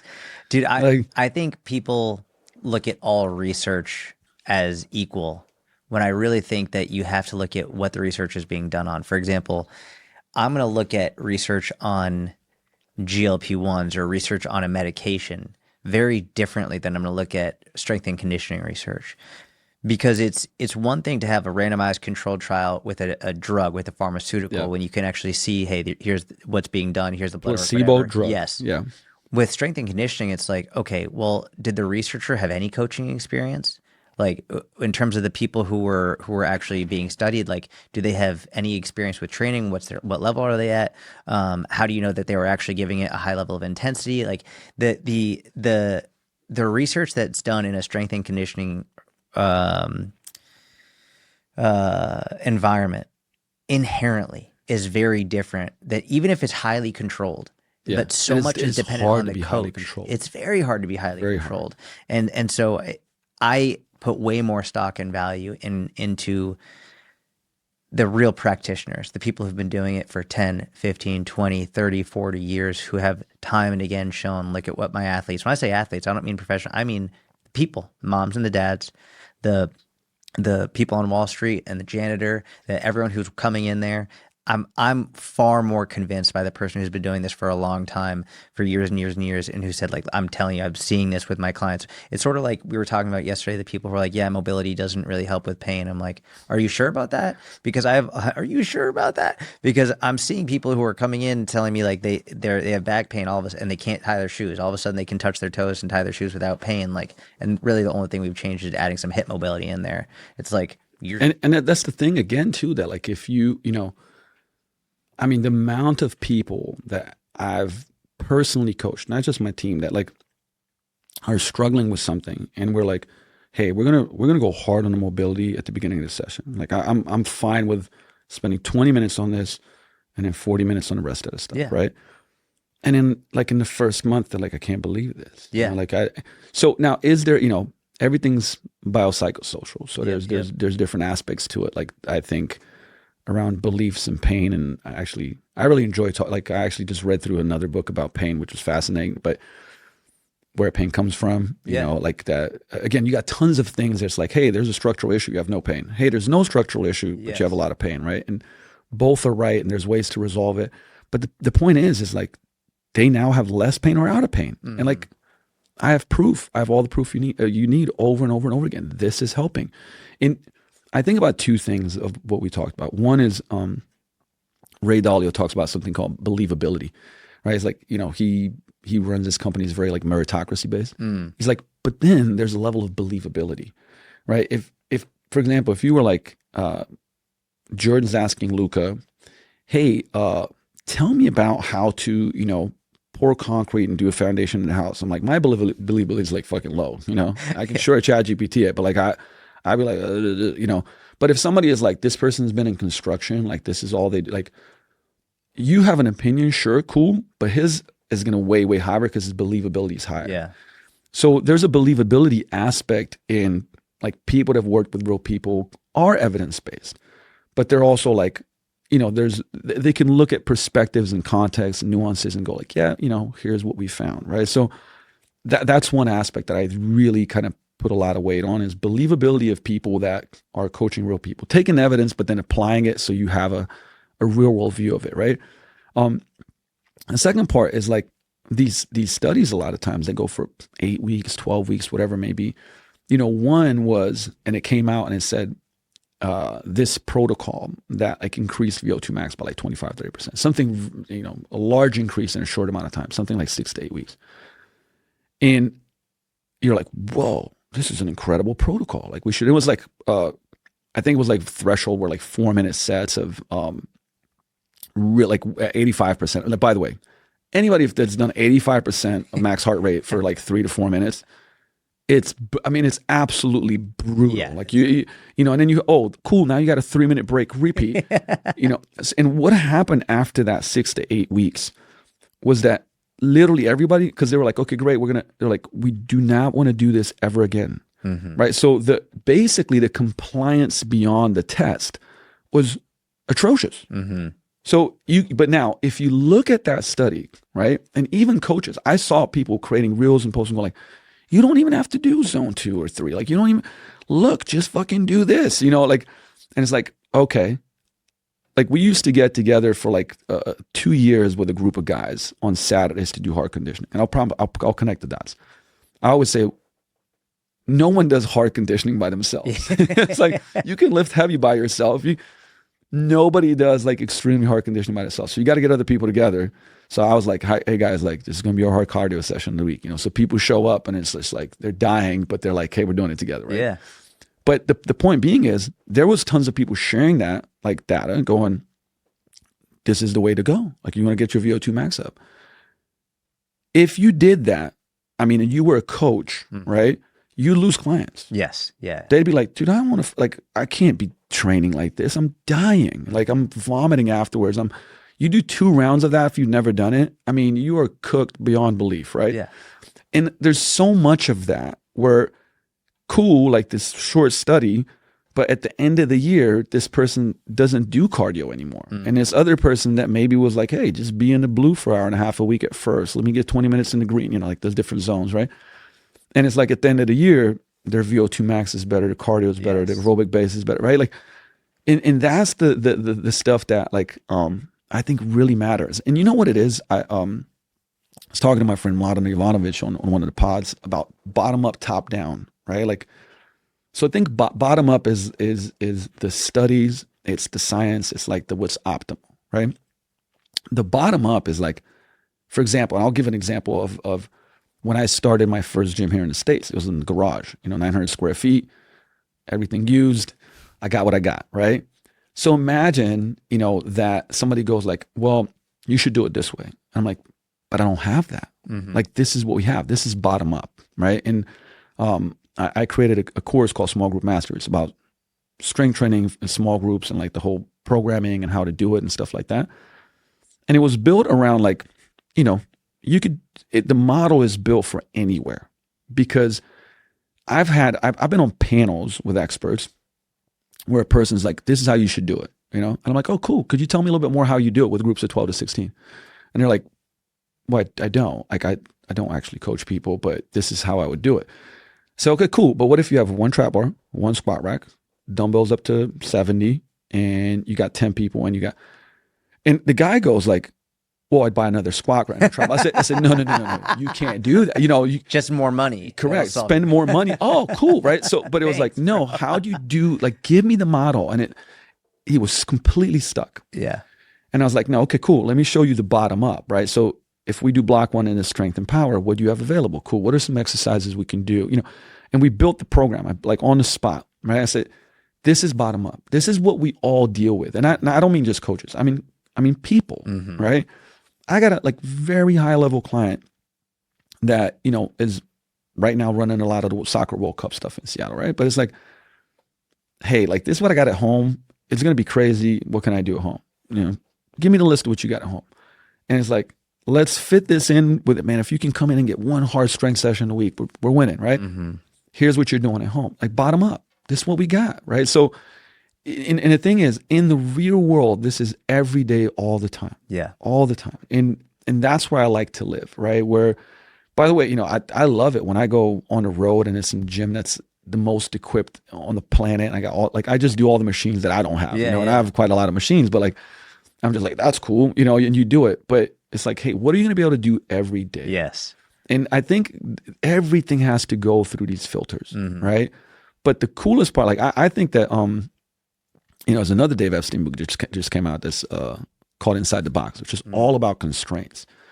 And as I'm reading it, I'm like, man, like, you know, I became very, very, very good at programming, because before we opened the gym in Slovenia, we trained in this place called Tivoli Park, which is a beautiful park. It's kind of like there's kind of like hills and stuff, but it's in the middle of Ljubljana.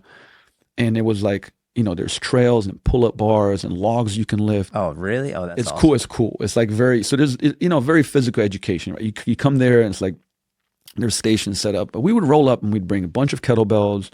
We'd have kegs and ropes, you know, and that's where we started doing stuff. And you'd have to go like, all right, well, we got this many bells. It's not enough to load a double leg. So we're going to do single leg RDLs. We're going to do this. you had all these constraints, right, that made you better at programming, right? Then we opened a gym and it was like 4,700 square feet. That was a room, right? And it's like, okay, we got 2 barbells, we got 2 pull-up bars, we got a bunch of kettlebells. Program, right? Then in the States, when I opened, it was 900 square feet. Like, and it was like this having, my bottom up was like, I don't have much, right? And then the more I had, it was so much easier, right? Yeah. But if you go the other way around, it's not realistic, right? Where it's like, oh, you have this $1 million facility, you got everything in there, you can use whatever you want. And then it's like, okay, cool, but I'm going to be on the road, I only have this. And you're like, oh shit, how do we do that? So I think that most people actually deal with more constraints. Yeah. And it's very valuable to learn how to do stuff. Like, for example, like I used to write all these articles on strength training on the road with no equipment, right? And it's just like, what's your power stuff? It's like, oh, you got a hill, you can do hill sprints and broad jumps up the hill, you can do these things, right? Well, single leg squat the box is really hard with no weight, you know? It's like, that's your max strength stuff. Okay, cool. And then you can do density stuff where you're doing yoga push-ups and pull-ups and, you know, kind of bar, like you don't need, exactly, right? Like, and you found these, and by the way, like I've helped people with like so little equipment do incredible things. Yeah. Right. And you have to maneuver it. And you do need to know the rules of like adaptation, right? But it's like this idea that if you don't neatly package everything together, you're just losing your gains. It's so insane. And again, it's only insane when you've done enough of it to go like, proof tells me that's not the case. Yeah. You know what I mean? And that's why I do feel like this, you know, hey, it takes you 5 minutes to like add in power stuff, right? Like I love contrast training, by the way. Like I'm a huge fan of it. And at the beginning when I started talking about it, I got a bunch of pushback because it was like, oh, this is for athletes that are peaking. I'm like, oh my God. Like if I do, like, let's just look at time in a training session. Yeah. If I do broad jumps, right, for 5 reps, and it's like, well, to be fully rested, like you take at least a minute, right? Yeah. But I'm going to do 3 to 4 sets. Well, that means it's going to take me 5 or 6 minutes to do that. And then I'm going to go to trap bar deadlift, right? And then I'm going to lift heavy and I'm going to take that full break. Then you got like 2 to 3 minutes rest between sets. Absolutely. At least 2, right? Like, but if you're lifting pretty heavy, it might be 3. Yeah. So now when you look at just broad jumps and trap bar deadlift, now I've taken like 12 to 15 minutes, right, between those 2 exercises. And that's not really counting loading the bar and ramp up sets, all that stuff, right? But if I do my dynamic warm-ups and I do some, you know, speed stuff, whatever it may be, and then I go do a trap bar deadlift and I contrast it with a broad jump. I do my lift, wait 30 seconds, do my broad jumps, have a full break. I've literally cut down 5 minutes from that session at least, right? Now, and I'm still getting, you know, and people, I've seen arguments, you know, is post-activation potentiation as powerful as they say it is? Now, personally, I've done it for decades, and like I like it. I love it. I think it's, first of all, I do feel more powerful. If, you know, if every time I put output monitors on and measure my jump, you know, would that be true? The truth is like some days I come in and I'm fucking tired as hell anyways, right? Like, and I do my best. And I would also say is like, think about how life or sport is. Sometimes you have to do a maximal like effort and then shortly followed by a maximal power effort, right? Like, so it actually carries over pretty damn well. But really what it is, it makes it more doable in a training session, right? And again, I always test things out. Like we, you know, I would do things and then get feedback from clients and I check results and I see how things are going. And I've only gotten positive feedback and no one's numbers got worse. Everybody just kept getting better and stronger. So, and it's not like a French contrast method. I'm not, you know, by the way, I won't name names of certifications where like teaching Gen Pop, and it's like, well, you could do the French contrast method, which is 4 exercises, right? Like you do a strength and then you do like a strength speed and then you do a plyo. And it's like, if anybody's ever done that and you do that with a beginner or even an intermediate client, like, I mean, good luck. We'll take a long time. They'll be so sore. It'll be insane. But it's just like contrasting a strength exercise with a power exercise, right? Or a plyometric. And it's very useful and effective because of time constraints, that bottom up that we talked about. And again, you know, from all the data, I have force plates, I have all the gadgets and stuff, right? Like I have not seen and remember too, if I was trained the most elite sprinter on the planet, like guess what? we'd take all the breaks and do all the stuff and whatever, right? Like, but man, even my elite NFL guys are like, I got to get in and out in this time. Yeah. Right. Everybody has some type of constraint. So the truth is it takes away very little, but it gives you a lot. And this is the type of stuff that, and like I always invite, people will go like, hey, I'm a coach from out of town. Like I want to, or I'm like, we get a lot of clients from other states when they're in town. I'm always like, hey, jump in, Yeah. And I love seeing it because it's like people are like, okay, now I see how you're doing it. I want people to experience the real world training versus just this part, right? Because I think that's where the cool shit happens when you're seeing it happen in real life. You know what's funny, dude? People always talk about, well, let's look at the best athletes in the world and how they train. And I'm like, have you seen like some of these athletes train? Like they're not good because of their training. They're good in spite of their training. A lot of like, whether it's LeBron James, there's training footage of Michael Jordan's old training, like, and all these athletes, they were going to be the best athlete no matter which training method they followed. I think, and I've been blessed to train very high level athletes and a lot of just everyday regular people. I think it's much more difficult to train the average everyday person to become very good at jumping, at getting strong, at building muscle, at moving quickly, than it is to take one of the best athletes in the world and essentially your goal is to don't let them get injured. They have millions of dollar contracts. It's like, I just don't want you to be injured, dude. It's like, if contrast training works with the average everyday person, that's all the proof I need. That's all the proof. I don't need to see it with the pro athlete. I need to see it with the 42-year-old mom who's working on very little sleep. If she can get in and out of the gym more quickly and that's working well and her power is improving, her strength is improving, that is the pinnacle of proof that I need to know that this works. Absolutely. And here's the thing too, if you've ever seen an athlete, if I give them a new drill, how quickly they pick it up. It's like they see it once and boom, done. And that's, and you're like, oh, cool. And then you'd be like, well, let me give it to this person. And, some people are, and I say this in, their motor abilities, like they may have not played a sport when they were younger. So yeah. A lot more coaching is required for that. Way right? Your skill needs to be way higher, which is why, like am such a big fan, I get a bunch of younger generations, like I want to train athletes.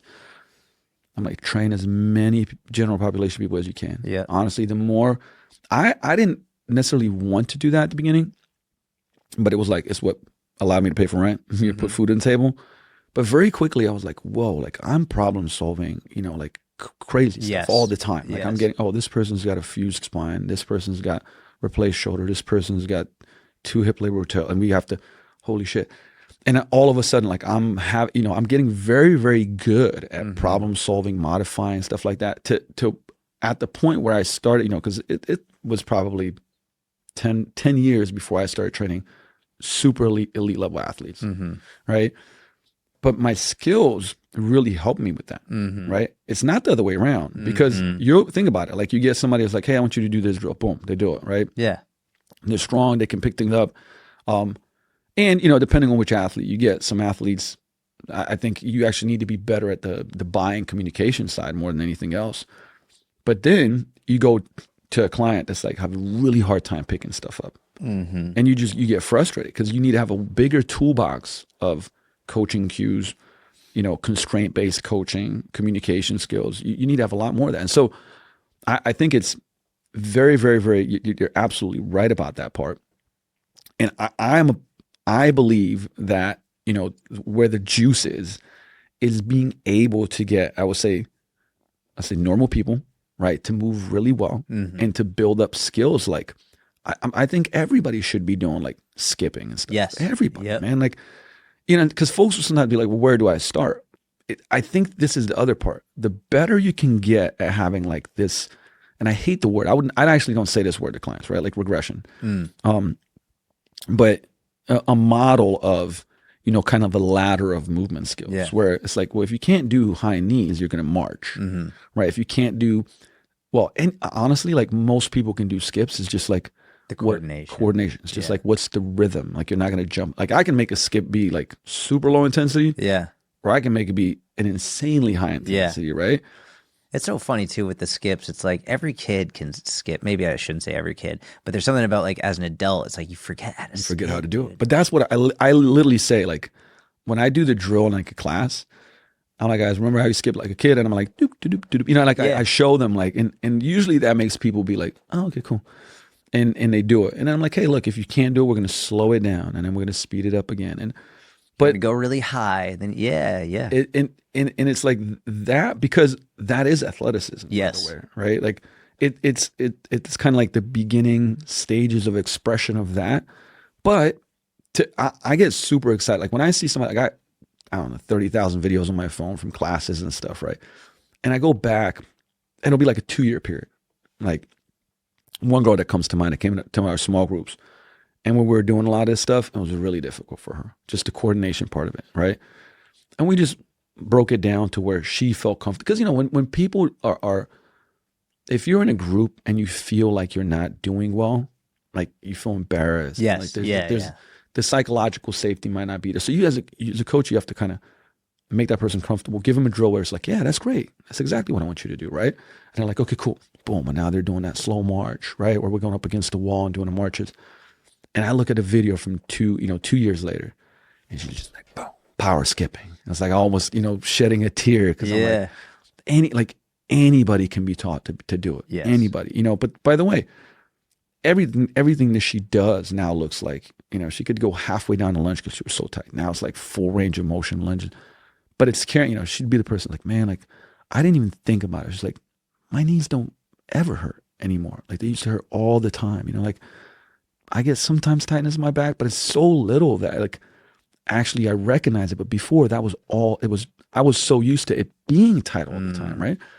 And again, these things implemented from your mobility to your movement prep and athletic drills is like I think what we need to kind of do is to make sure like enforce that these are like things that should be in every program, right? Because I think right now it's kind of like, oh, like, well, you're kind of like the athlete for life kind. And then like, I think this should be in every program. Yes. And every coach should learn how to do it. I think every client, but you take your 10 minutes of warm-ups, you're doing that stuff in there. And when you do it for even like 2-3 weeks, people tend to be like, man, like, I just like that I'm moving. I feel like I'm moving better, but I like that I'm moving again. Yeah. And there is absolutely this conversation is always a little bit challenging because most people will probably not do athletic things again. Meaning, Correct. What I mean by that is like, they're not going to go play pickup basketball. Yeah. They're not going to go, play pickleball. But so like our training sessions is like, I'm going to have to dose that in there, like the movement part so that they get some of this stuff because it matters, right? Now, if a person's like, hey, I'm going to start playing pickleball, that's going to affect how we program and train because, pickleball injuries have skyrocketed, which makes sense. Of course, right? I mean, it's basically like sprint, stop, cut, sprint, stop, cut, right? Like, and it's like, oh, you've never, because the people will go like, well, yeah, Luca, but I'm fit, man. I've been training. I said, well, no, you haven't. You've been lifting weights. Yes, it's different. The forces of you like sprinting fast, stopping on a dime, backpedaling, cutting to the side are so big, and there's so many of these repetitions. Your tissues just aren't used to it. So sure, you might not get injured, but you really are way more susceptible to get injured, right? So it's like you do want to, like I always look at, a good analogy that I really really like, and I'll connect it to what I'm saying about pickleball and sports and stuff like that is that having a goal. Right. And seeing it's like a puzzle piece. If I gave you a puzzle piece and I was like, here's 6,000 pieces, right? Put it together. You'd be like, how do I do that? Right. But if I showed you the picture of the puzzle, like this is what I want you to put together, you'd be like, oh, okay, cool. You'd still struggle some, but you'd be like, that goes there because, it's the picture of Venice. So like, okay, cool. Take this one back. Like, what you're building. I think that in life, the whole, goals in a picture, what you're trying to do really matters to put the puzzle pieces together, right? Because, hey, most important thing for me is to like be good at pickleball. Okay, cool. Well, let's start building the program so that's your number one thing. Yeah. We'll still do strength. We'll still do this. We'll still do that. But man, we got to get your tissue tolerance and multi-directional movement ability up. And, and then for me, my role is always go like, I would recommend that you don't start going to tournaments all out until like 5-6 months out. But they're like, I'm adamant about 3. I'm like, okay, we'll do the best that we can at 3, right? Like, it's autonomy. You have your choice. I'm just going to give you the picture of what I think is better, right? And then we're going to build it out. And I think that's my goal a lot of times, is like trying to help people tell me what the puzzle piece, like the picture of the puzzle is. Yeah. Like when it comes to their health. Sometimes helping them figure out what it is, because often they don't know. But No, agreed. to the point of everyone should have athletic training, and some people being like, well, I'm not an athlete. I don't need to move like that. Going back to what I was saying earlier, I've been very happy to see so many people being like, I'm going to strength train for bone density because of this big issue, and which is wonderful. I love it. But again, that's training for the fall. I want to train to prevent the fall to begin with. And when I see people who say like, I'm not really an athlete, I don't really need to train for that. It's like, I'm not going to do anything athletic. Well, if we're training to prevent the fall, like, you have to realize if you're about to fall and you need to stop that fall, that's an athletic movement.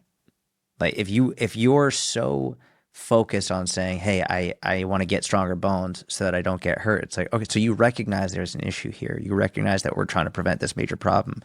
And you don't just want the body armor.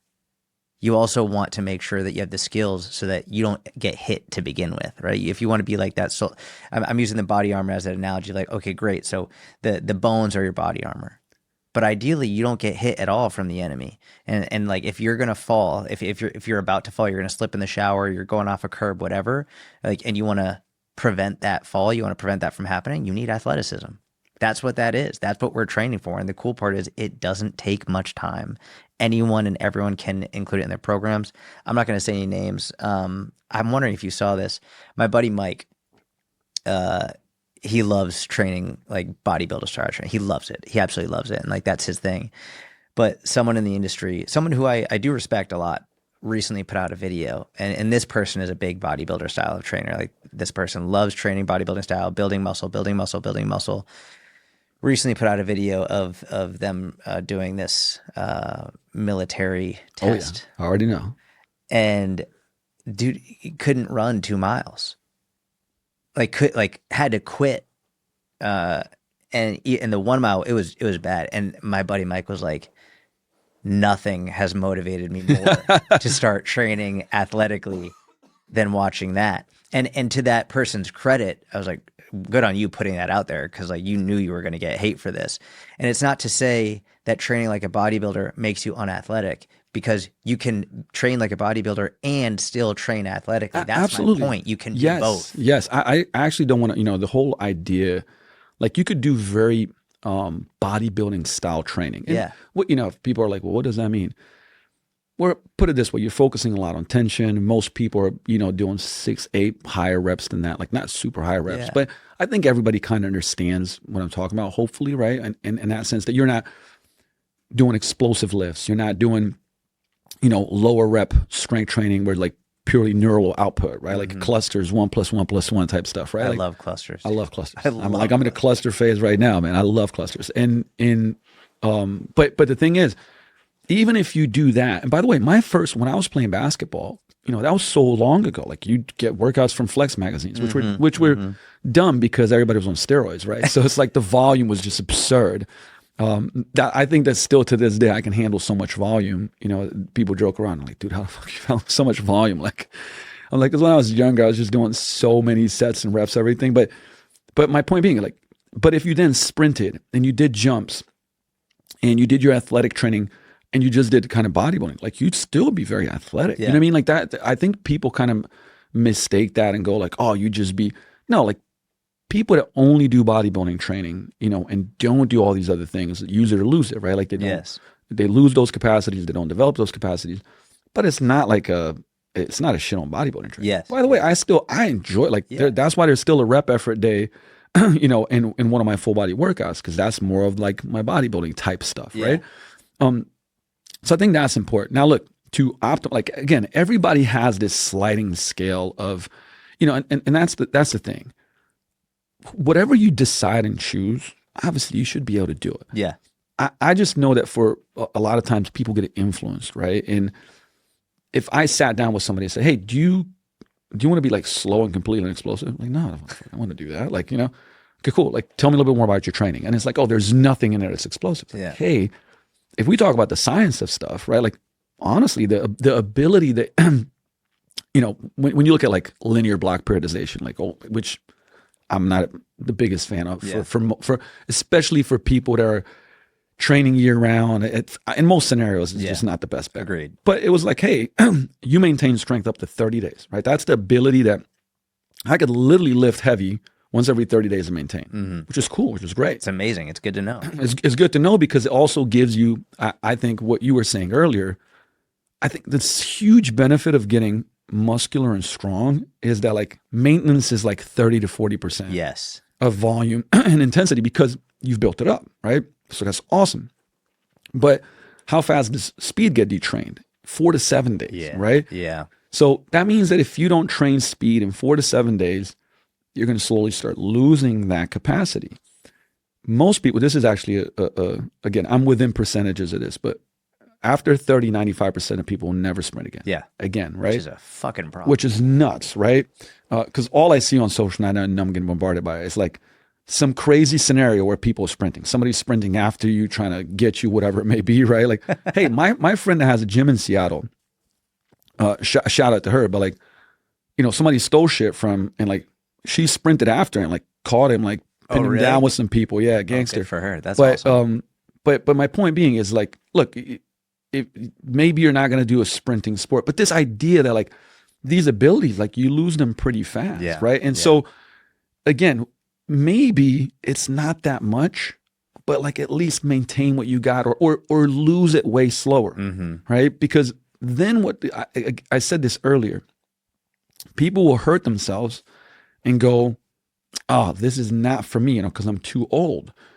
But the truth is like you didn't give it the time, energy, and focus it needs. And sometimes it's not nearly as much as you think it is, right? Because for people that are like very like, hey, aesthetics, and it's like, that's what's driving you, I respect that, right? But I've been through all these phases where, if you lose your mobility and you get hurt, like, I had a horrible back injury about 16 years ago that, most people then would be like, you got to get surgery. I mean, it was bad, right? Like I didn't feel my leg for more nerve entrapment. It was, and like months of it. And, also led me to like go and learn from everybody, from the obviously Stuart McGill and Craig Liebensons and every person I could get my hands on to learn about this stuff and fixed it. And I've had like, flare-ups from there. But when you have something like that, very quickly you're like, I don't care if I can deadlift an extra 50 pounds. Like, I don't want to be in pain, right?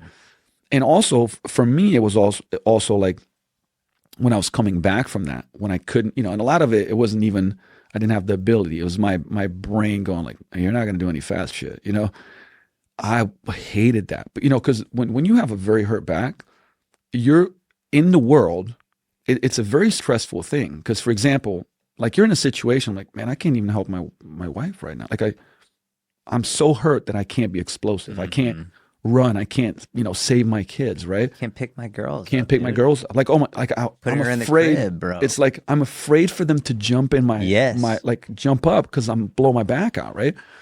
And so then you start thinking like very differently and you're going like, all right, like I got to stay mobile. I got to put myself in the best position possible, right? Like I want to stay athletic. I want to do this. I want to do that. And then again, I think most people go like, well, if I do that, then I can't stay, if you want to stay jacked. But like, no, you can, it doesn't like require you. Again, if you're not going to this crazy outliers of, same thing. It's like if you're an ultra marathoner versus if you're a bodybuilder that wants to be as jacked as possible versus if you want to be the fastest guy in the world. Like these are like really outlierish things.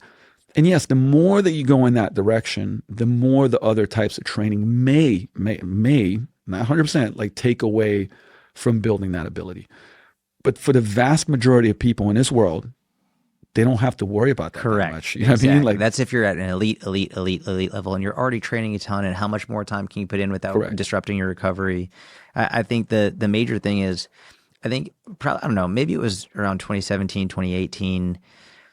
hypertrophy training got really, really big again, and people were like, yeah, I want to build muscle. And I said, because all this content started coming out about you shouldn't do cardio, you shouldn't train like this, shouldn't do this. I was like, man, people are within about 5 years, people are going to be really hurting. Because when you only train with one single methodology and you at the expense of everything else will get detrained and injuries start to happen, aches and pains. And now we're starting to see, I think, that like only hypertrophy crowd being like, oh, I tried to run, I ripped my hamstring, oh, I did this. And the whole purpose of what I really wanted to get from this conversation is that you can train and improve in literally everything. Your body is wildly adaptable, and you don't only have to do one type of training. You can include every type of training in bits and pieces and improve everything. I do want a little bit of some more practical stuff for the listeners before we sign off. And so one thing that we both love is clusters. I'd love to hear, number one, just explain what clusters are, and then how do you incorporate clusters within your training, your clients' training to get the best? And I'd also like to discuss some other types of training as well. So clusters are, to me, some people call it rest pause, but a great way of, well, you can either focus a little bit more on kind of like hypertrophy on muscle mass, and you can focus a little bit more on strength. I use them a lot for strength. Same. And again, usually once we get, like when somebody's done, I would say at least a couple of years of training, we'll kind of start introducing them to them, like definitely not to beginner. But you take, the philosophy is this, doing more volume at higher intensities because you take these mini breaks in between. So for example, one that we start a lot with is like, will be a 2 + 2 + 1. So let's say you do a trap bar deadlift, and you'll take like a, 6 RM. So pretty, like, think about, like, if you're doing 5 reps, you'll be somewhere between that 5 to 6 RM.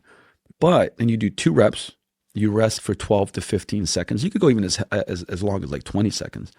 Do another 2 reps, rest again, do 1 rep, and that's your cluster, right? And then you take a longer break when you come back to it. And it's one of the ways that every time, like when somebody hasn't done them, and we want to kind of have a surge in strength, every time it works, right? Yeah. And it might look something like if I go over, for example, 4 weeks, right? It might be 3 sets, maybe even 2, depending if it's a person who can't handle as much, right? But like, let's call it 3 sets, 2 + 2 + 1. Next week, 4 sets, 2 + 2 + 1. Next week, we'll go 4 sets, 2 + 1 + 1. And then last week will be like, for example, maybe three, kind of deload a little bit on the volume, but go 3 times 1 + 1 + 1, right? Yeah. Those are fun. And it's like, they do so well. And it's like, there's a lot of the, like, okay, you're regenerating ATP, but there's a psychological aspect of it as well, where you just get good at like producing force by having these mini breaks in between. So if you broke it down, really you're getting, like, on that week of 4, 2 1 1, think about it, like you're getting 16 reps, right? But you're kind of getting like 12 mini sets in between. Now you can I've done that, bumping that up. Like I've done as much as like a 3 + 3 + 3. Those are brutal. Which are very, very tough. Yeah. Those are really, really tough. Those will be more like, hey, I want to push a little bit more on the muscle building side there. And there's a lot of ways that you can go around it. Like you can shorten the breaks a little bit more, which has been, by the way, one of the ways that you can do it. Like if you want to build capacity, right, where you're doing clusters, but like we'll actually cut down the breaks of time. Like they'll start at 20 seconds, but then they'll go to 15, and then they'll go to 10. Becomes significantly harder, right? So depending on that adaptation that you want, like you can do a lot of different things, right? And so for example, by the way, here is how I have used them with beginners, right? Because here's something that's really valuable to understand. When somebody is newer to lifting, or they haven't done it for a really long time, they get better just through skill acquisition. Yes. Okay.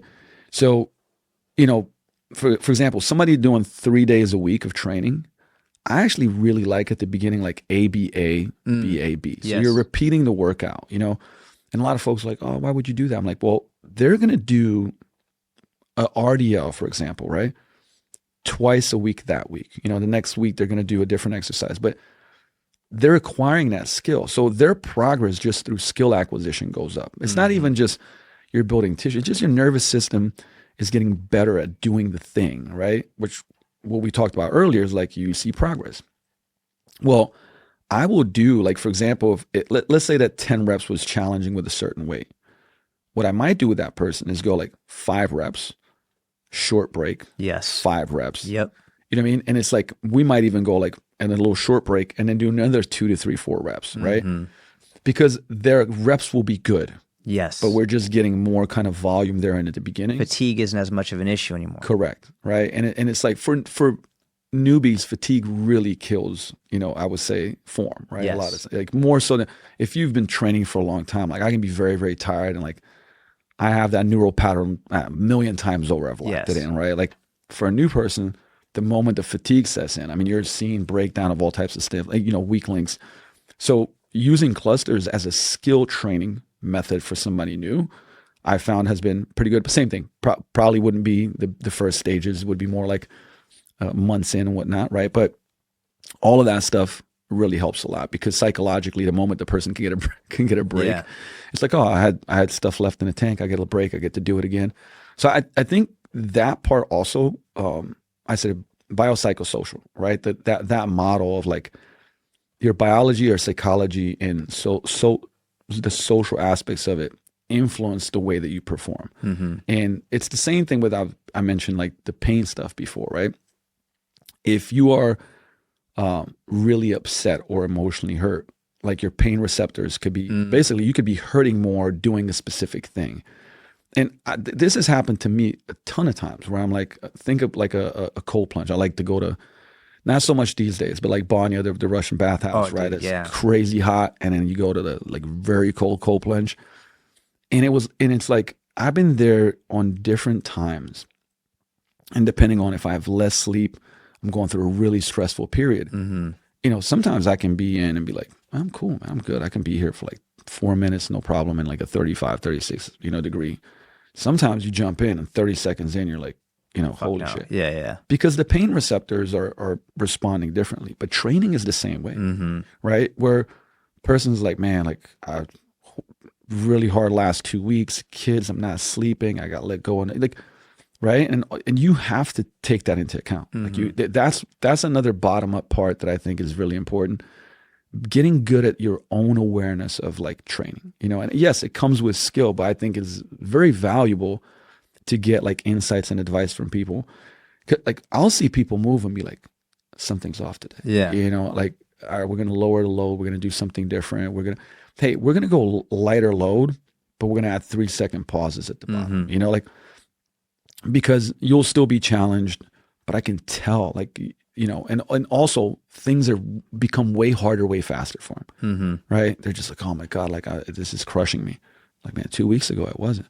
So, just this understanding that not everything is in a nicely organized box of like training program design. Like it just doesn't work that way. And that's fine. That's okay. That's good. And I think humans, it's very human, and being able to understand, like even my own training, the first, I would say 7, 8, 9 years, I try to put everything in that box, right? Because you learn and you study and you're like, today I'm supposed to be able to progress this. What's going on? Like my percentages are, supposed to be at 87%. Yeah, exactly. And it's like, and that's also how I get buried or hurt sometimes, right? Because I'm following the protocol.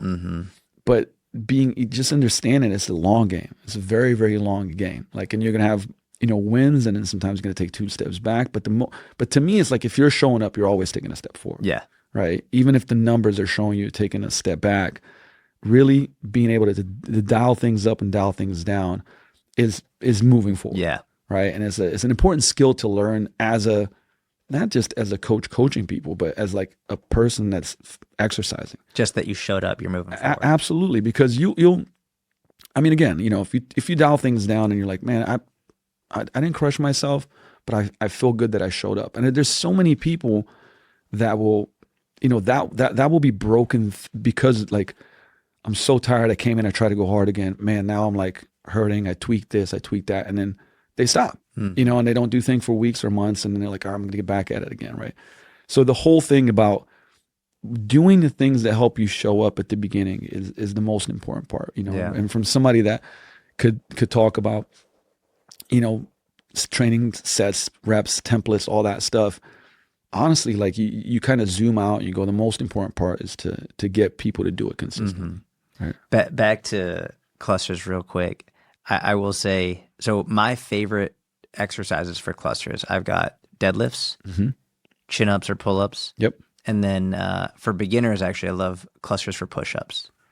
That's like the one time that I really use clusters a lot with beginners, because you take someone who maybe they could do 3, 4, or 5 push-ups, but that's their max. It's like, great, we'll do clusters of 1, clusters like 2, 2, 1, for example. If they can do a max of 5, but those last 2 or 3 are pretty shit technique, you do that 2, 2, 1, all of a sudden every rep looks perfect. And now they get more volume with better technique. So I really love clusters with beginners for push-ups specifically. You could do something similar with chin-ups, but by the time someone's cranking out 5 chin-ups, like they're already a little bit more advanced. I've always wanted to love clusters for bench, but it's just awkward with like the setup. Like you've got to make sure your shoulder blades are set and da-da-da-da. It's like you're resting, putting the bar back. You've got to get set up again. But you mentioned you can use it for more muscle building, and you absolutely can. My background and my bias is typically more strength-based. Bro, deadlift clusters, anytime I've wanted to just like, hey, I'm going to take the next 12 weeks and focus on my deadlift. It works. Deadlift clusters will always increase my deadlift dramatically. Yeah. So here's the thing. What are some of, I want to kind of riff on these a little bit. Some of the, because man, like honestly, on the strength side, I think there's so much wiggle room to do set and rep schemes that help people get better. But think about this. When you talk about like, I'm bored of it, if you just change set and rep schemes, people are like, oh shit, okay, cool. Yeah. We were doing 5-3-1, now it's 6-4-2, I'm good. But what are some, apart from clusters? I'm a big, like for example, if I did this is actually in our templates. We'll start 7-5-3, 6-4-2, 5-3-1. Right. And then I like to do like a bit of a deload week on that 4th week. It's not like all the supplement work, they still go hard on it. Yeah. But because you're kind of going from a little bit of a higher volume to a little bit of a lower volume. Yep. Like that. And you could legitimately repeat that for like 4 times in a year. Oh yeah. Crush it. Right. Yes. 100%. I like contrast method, by the way. I do too. I'm a big fan of it. So the cool thing about contrast method is that, contrast method is when you can do contrast method to develop like speed, or you can do it to develop like a little bit more muscle, right? Because you go heavier sets, lower reps, and then you go either lighter speed or you go lighter muscle building, right? But now, is there, I would say, a psychological aspect to it? I would say probably that too, plus post-activation potentiation. But for example, it might be like a 3-3. Let's say I was doing a speed one. I do like 3-3 and maybe 5-5, right? Heavy 3s and then hit like some lighter 5s really fast. Or it might be like a 2-2 and a 10-10, for example, right? Like, so heavy double, second double is like even heavier, and then you go like 2 challenging sets of 10, but you can use more weight than if you were just doing straight 10s, right? I love that, like the 1-6 contrast, like 1-6, 1-6, 1-6. Those are great, which you're doing quite a bit of sets. Like, so imagine that you'd go, at like 90% on the 1 in the first set, and then your 6 would be, let's call it like a 80-ish, But then every set you'd go a little bit heavier, right? Heavier 1, heavier 6, heavier 1, heavier 6. The reason what movements do you typically do this with, like a deadlift type thing, or? Mostly bilateral, but for example, trap bar deadlifts are great. But see, I do, so these are the machines that I love right now. Yeah. Like pendulum squat. Yes. We got a hack that Joel gave me that's amazing. Like even belts, you know what I mean? Like belt squat and stuff. I love belt squats. But I also, like I'm a big fan of like single leg stuff. Like to a point where this really helped me. Not maybe singles, but here's the thing, like 3s and up, like I will do like 3 reps on a Bulgarian split squat. Like I just did a video when I was I've really been trying to push my walk-in lunges. Yeah. And I did 140s in each hand, like, and I went 4 per side. And I saw you doing them with Ben Bruno. I was like, yeah, fucking hell, dude. me and Ben have a good good time going nuts with the single leg work. And but like, because when I hurt my back, what I started doing is like, what are the things that I can do that I feel good with? You know, hip thrusts were one that were like really helped me out. I was able to do single legs, like tons of sleds, and then single leg work was like, okay, I can push this without having issues. And I did that for a long time. And then what was interesting, when I came back to going heavier on the trap bar, I barely lost anything, but in a short amount of time, like I hit my PR, right? And then for quite a while, actually, this is something that I wanted to bring up. It's called like the reverse workout. So most people will go like, okay, my main big lift is going to be, you know, my bilateral, so trap bar, deadlift, your squat, or wherever it may be. But what I started doing was I went for like a phase where I was pushing the Bulgarian split squats like crazy. And I would do that first, then trap bar afterwards. And the thing is, my trap bar got better and better and better, right? And so my thought was, okay, what's happening here? And I was like, well, single leg work, there's a lot of things happening. There's stability, proprioception. You know, basically your brain's going like, okay, cool, I can produce force, like I'm stable. And I think that you know, because if you've ever had back pain and you're a little off, and if you think about threats to the system, right? And like you start deadlift and you feel a little something. And by the way, it might not be anything serious, but you have a memory of like, fuck, I don't know if this is it. So you basically down-regulate force production, right? Because of that threat. Remember, threat can be psychological, right? And I think that what happened is that like when I was doing single leg work, I was like, okay, I'm pain-free. Like my brain's like, I'm stable, I'm pain-free, and I'm creating a lot of force, like safely, right? That by the time I got to trap bar deadlift, like my brain's like, okay, You're good. like I'm good, you know. So, and by the way, Bulgarians, like you're actually like, you have hip separation, you have all these other things, like I'm opening my hip up, glutes firing, blah, blah, It's blah. almost right? like contract, relax a little bit. Yeah. Exactly, right? And it was crazy. So I spent years making like unilateral to bilateral. Same. And Oh, I'm sorry, never mind. Yeah. but it's like, but this is another thing that I it's valuable to say, that people are like, but the rule is this, you know? But I'm like, man, I would do heavy sixes with my single leg stuff, you know, take my break, go down, like not lose any strength. So the reason I bring this up is because, you know, reverse workout is like maybe shifting some of the things that you do later in the workout in the front of workout, which like when I do like heavier squat days, I love doing like, you know, hamstring curls, calf raises, even some like deep goblet squat stuff, like not heavy, but like in circuits, because I feel better. It's not taking anything away from my strength. And if you've ever had cranky joints and it helps you to get more mobile, get blood flowing in the knees, in the hammies, like you'll probably lift better, you know? And for example, guys that are like 35, 40 years old, reverse workout, like on an upper, or, you know, even if it's a full body workout, might be something like where they're doing cable flies first, then dumbbell bench press, then they go to barbell bench press. Right. And I've had guys go like, I haven't been able to barbell bench press without pain like for 10 years. Like this feels amazing. Right. And you're still progressively overloading it. It's not, you know, because people are like, well, your barbell bench, you won't be able to go as heavy than if you did it first.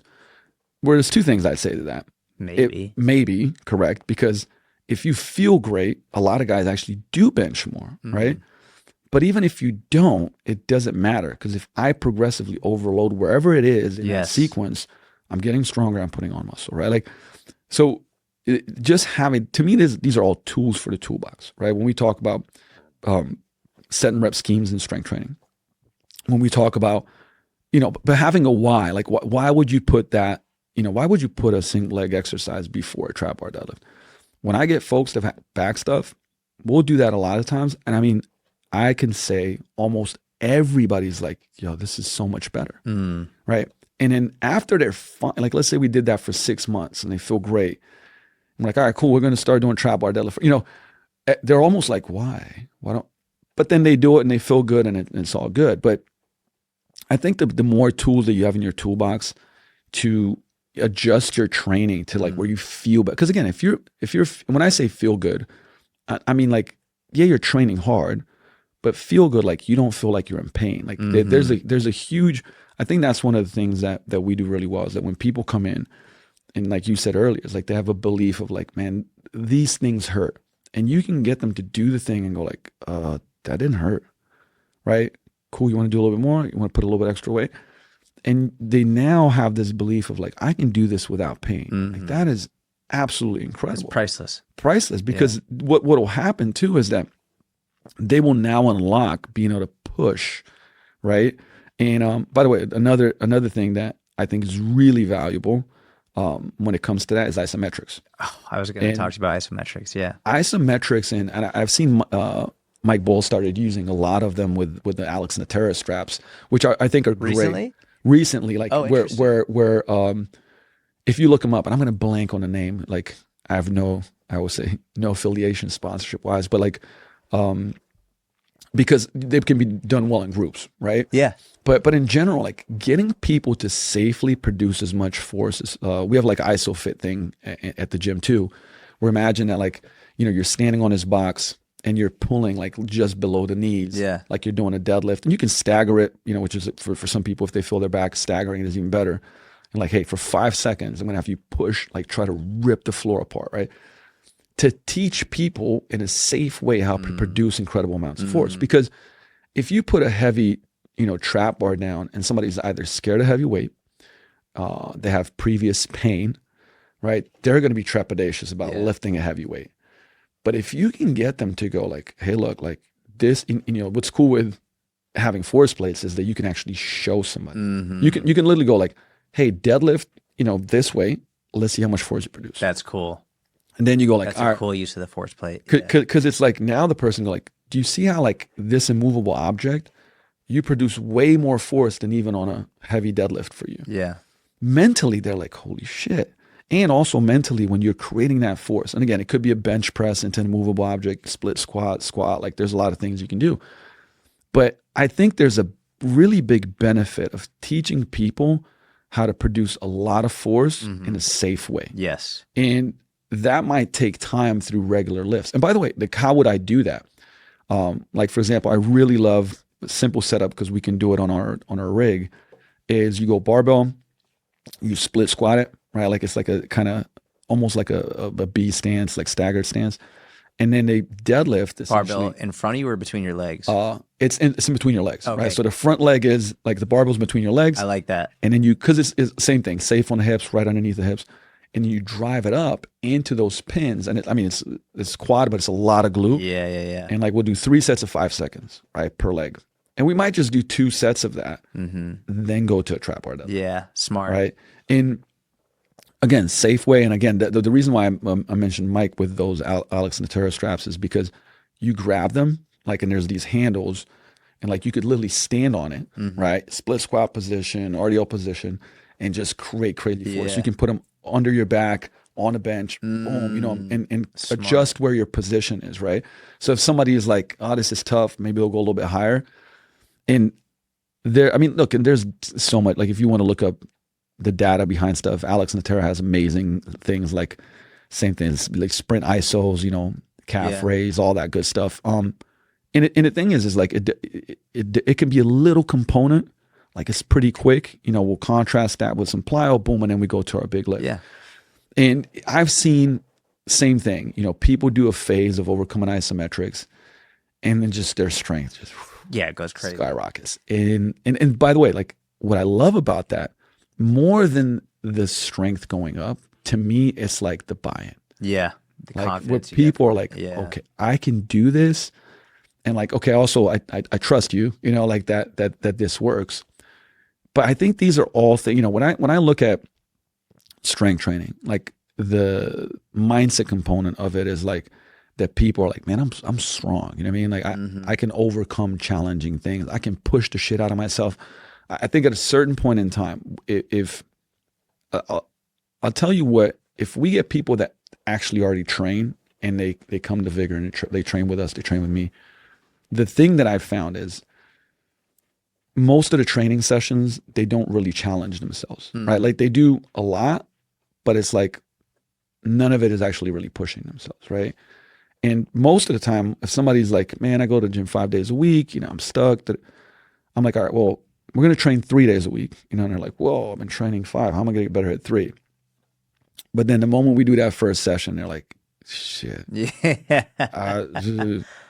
Eric Cressy had a really good kind of story when he was like, I thought I was like a 9+ out of 10, like intensity effort guy. And then I went to like Southside, and it was like shit, like these people are training different, right? So and by the way, that doesn't mean that like we're pummeling people into the ground, but it is literally where it's just like, all right, we're going to dial this up a little bit. I'm going to have you dial in the form, but I'm going to go heavier. All right, you're going to give me another rep. You got it with great, and then all of a sudden that one session is like, oh, I've never trained like this. Mm-hmm. And their results fucking skyrocket because they're actually training less, but what they're doing, they're being more intense in their training, right? And when I say intense, it's like closer to failure, not necessarily failure, better form, right? Better control. Again, having the safety sometimes of where just somebody's like, hey, I got you, I'm right here. Yeah. And then they were, oh, dude, you thought you were, 1 to 0 RIR, but like really you were like 8, you know what I mean? Yeah. But now I'm here. Now we know that this is like close to failure. Cool. Now we're going to train closer to that, where you're going to go heavier. And that, you have to obviously challenge the system for adaptation. And so for anybody that's listening, that's kind of like, I would say stuck, I think sometimes, and if you've been training for a while, right? So it's for people that have been training for a while, I think that's definitely one of the keys. It's more like the hard trains train harder, but the other days train less. You know what I mean? Yeah. So it's almost like turn it up on the hard days, but turn it off or really much lower on other days, because there's too many days that are like junk in between. Yeah. I mean, like, I think that's a really beneficial tip I've just experienced so much of it because we've become a place where folks are like, all right, cool. Like I've been training for a while too. And like, I want to take it to the next level, but I'm stuck. I don't know what to do. And that's one of the things that we see a lot of. Yeah. Right. I think, about the hard days, I think when you go in on your hard days, and it shouldn't be every day, it should be a few days. I think if your hard days aren't making you a little bit nervous, you're probably not going to be progressing the way you want to progress. It doesn't have to be the whole session, but there should be something on your hard day where like there's a little bit of nerves, there's a little bit of excitement, maybe even a little bit of fear. Like there should be something that's happening on that day that you're like, uh-oh, like either you're really excited or you're a little bit nervous about, because that means you're about to challenge yourself. Yes. And for a complete beginner, that might be maybe you're nervous about walking in the gym. That's your hard day. Like that's a complete beginner. The hardest part is going to be walking in the gym. That's the win. Yeah, that's absolutely the win. And then as you get better and better and better, maybe it's going for a PR. Maybe it's like a PR in strength, PR in mobility, PR in conditioning, whatever it is. But like if your hard day doesn't make you a little nervous, then maybe it's not as hard as it should be. And your off days, you shouldn't be nervous. Your easy days should be like enjoy. It's just fun, breathe, relax. Maybe it's rock climbing, maybe it's pickleball, maybe it's chilling and just relaxing and watching TV. Who knows? Whatever it is. But the hard day should make you a little nervous on a consistent basis. That's both of those are skills, right? Yes. And I don't remember where I heard this, but it was like, if you ever heard it, there's difficult, and difficult, easy. So I think it might have been Cosgrove that said it, but for example, somebody that's used to doing something hard for them is like, for example, for me, going to train hard, it's easy, difficult. Yeah. Right. Like, yeah. Like it used to be that like me taking a break, chilling, difficult, or like the younger version of Luca is like yes to everything, which is beneficial at some points in time. Difficult was me saying no. Right. And because like, look, if I give you a shovel to like, I don't know, make a hole in the concrete in the ground, that's difficult, but it's not taking you anywhere, right? And I think you got to be able to zoom out and look at your training and your lifestyle and go like, hey, what's easy difficult, what's difficult, right? And because most of the time it's like people avoid the difficult, right? I don't know, an MMA fighter going to the cage is, I mean, look, it's scary, but it's like if they've done it a lot, it's like that's their job. That's their job. They've, now you put somebody that's never done that, it's gonna be holy shit.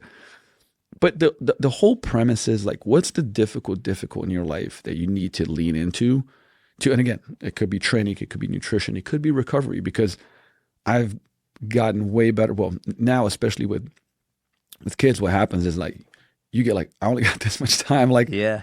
I gotta relax as much as possible. But that's a skill, being able to turn off. And, you know, training a lot of like A-type personalities, like go folks, that's an incredible, like that's a huge part. You know, when we talked about those 4 brackets, right? Training, nutrition, recovery, mindset. Getting their recovery better does so much for their progress. Because a lot of times they're like, when I go train, I go all out, I crush it. And I do a lot of it because I deal with the stress of life with hard training. But stress is stress, right? So you kind of, this analogy of filling the bathtub with water. Like, you know, one faucet is training, another one is relationships, another one is work, another one is sleep, another, right? Like, and when the stress fills up and it goes over the top, like that's when you hurt yourself, you have a mental breakdown, you have whatever. So you have to be able to regulate the faucets, right? Like, I mean, if you have like I said, period of life, kids, family, I train less and I have to be, you know, my faucet there turned down a little bit. Now, I get what I need out of it for sure. But there's certain periods of time where, like, if everything's on, you know, you're going to have a problem. And there's a lot of people like that. Maybe their training is like, hey, your training's on point, but your recovery's not. So you got to manage these things, right? And it's like, and your sleep is crap. So, like, what do we do about this?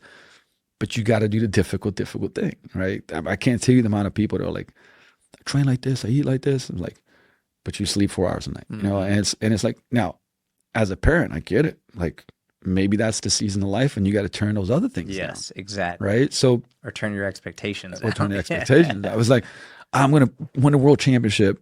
I got 3 kids and I sleep 4 hours a night. And just like, I don't know, you know, is the timing might be off. You can do it, but the timing might be off. And you know, these are all the types of things that, like, I used to be so, you know, everything was just like the X's and O's. You know, everything was training.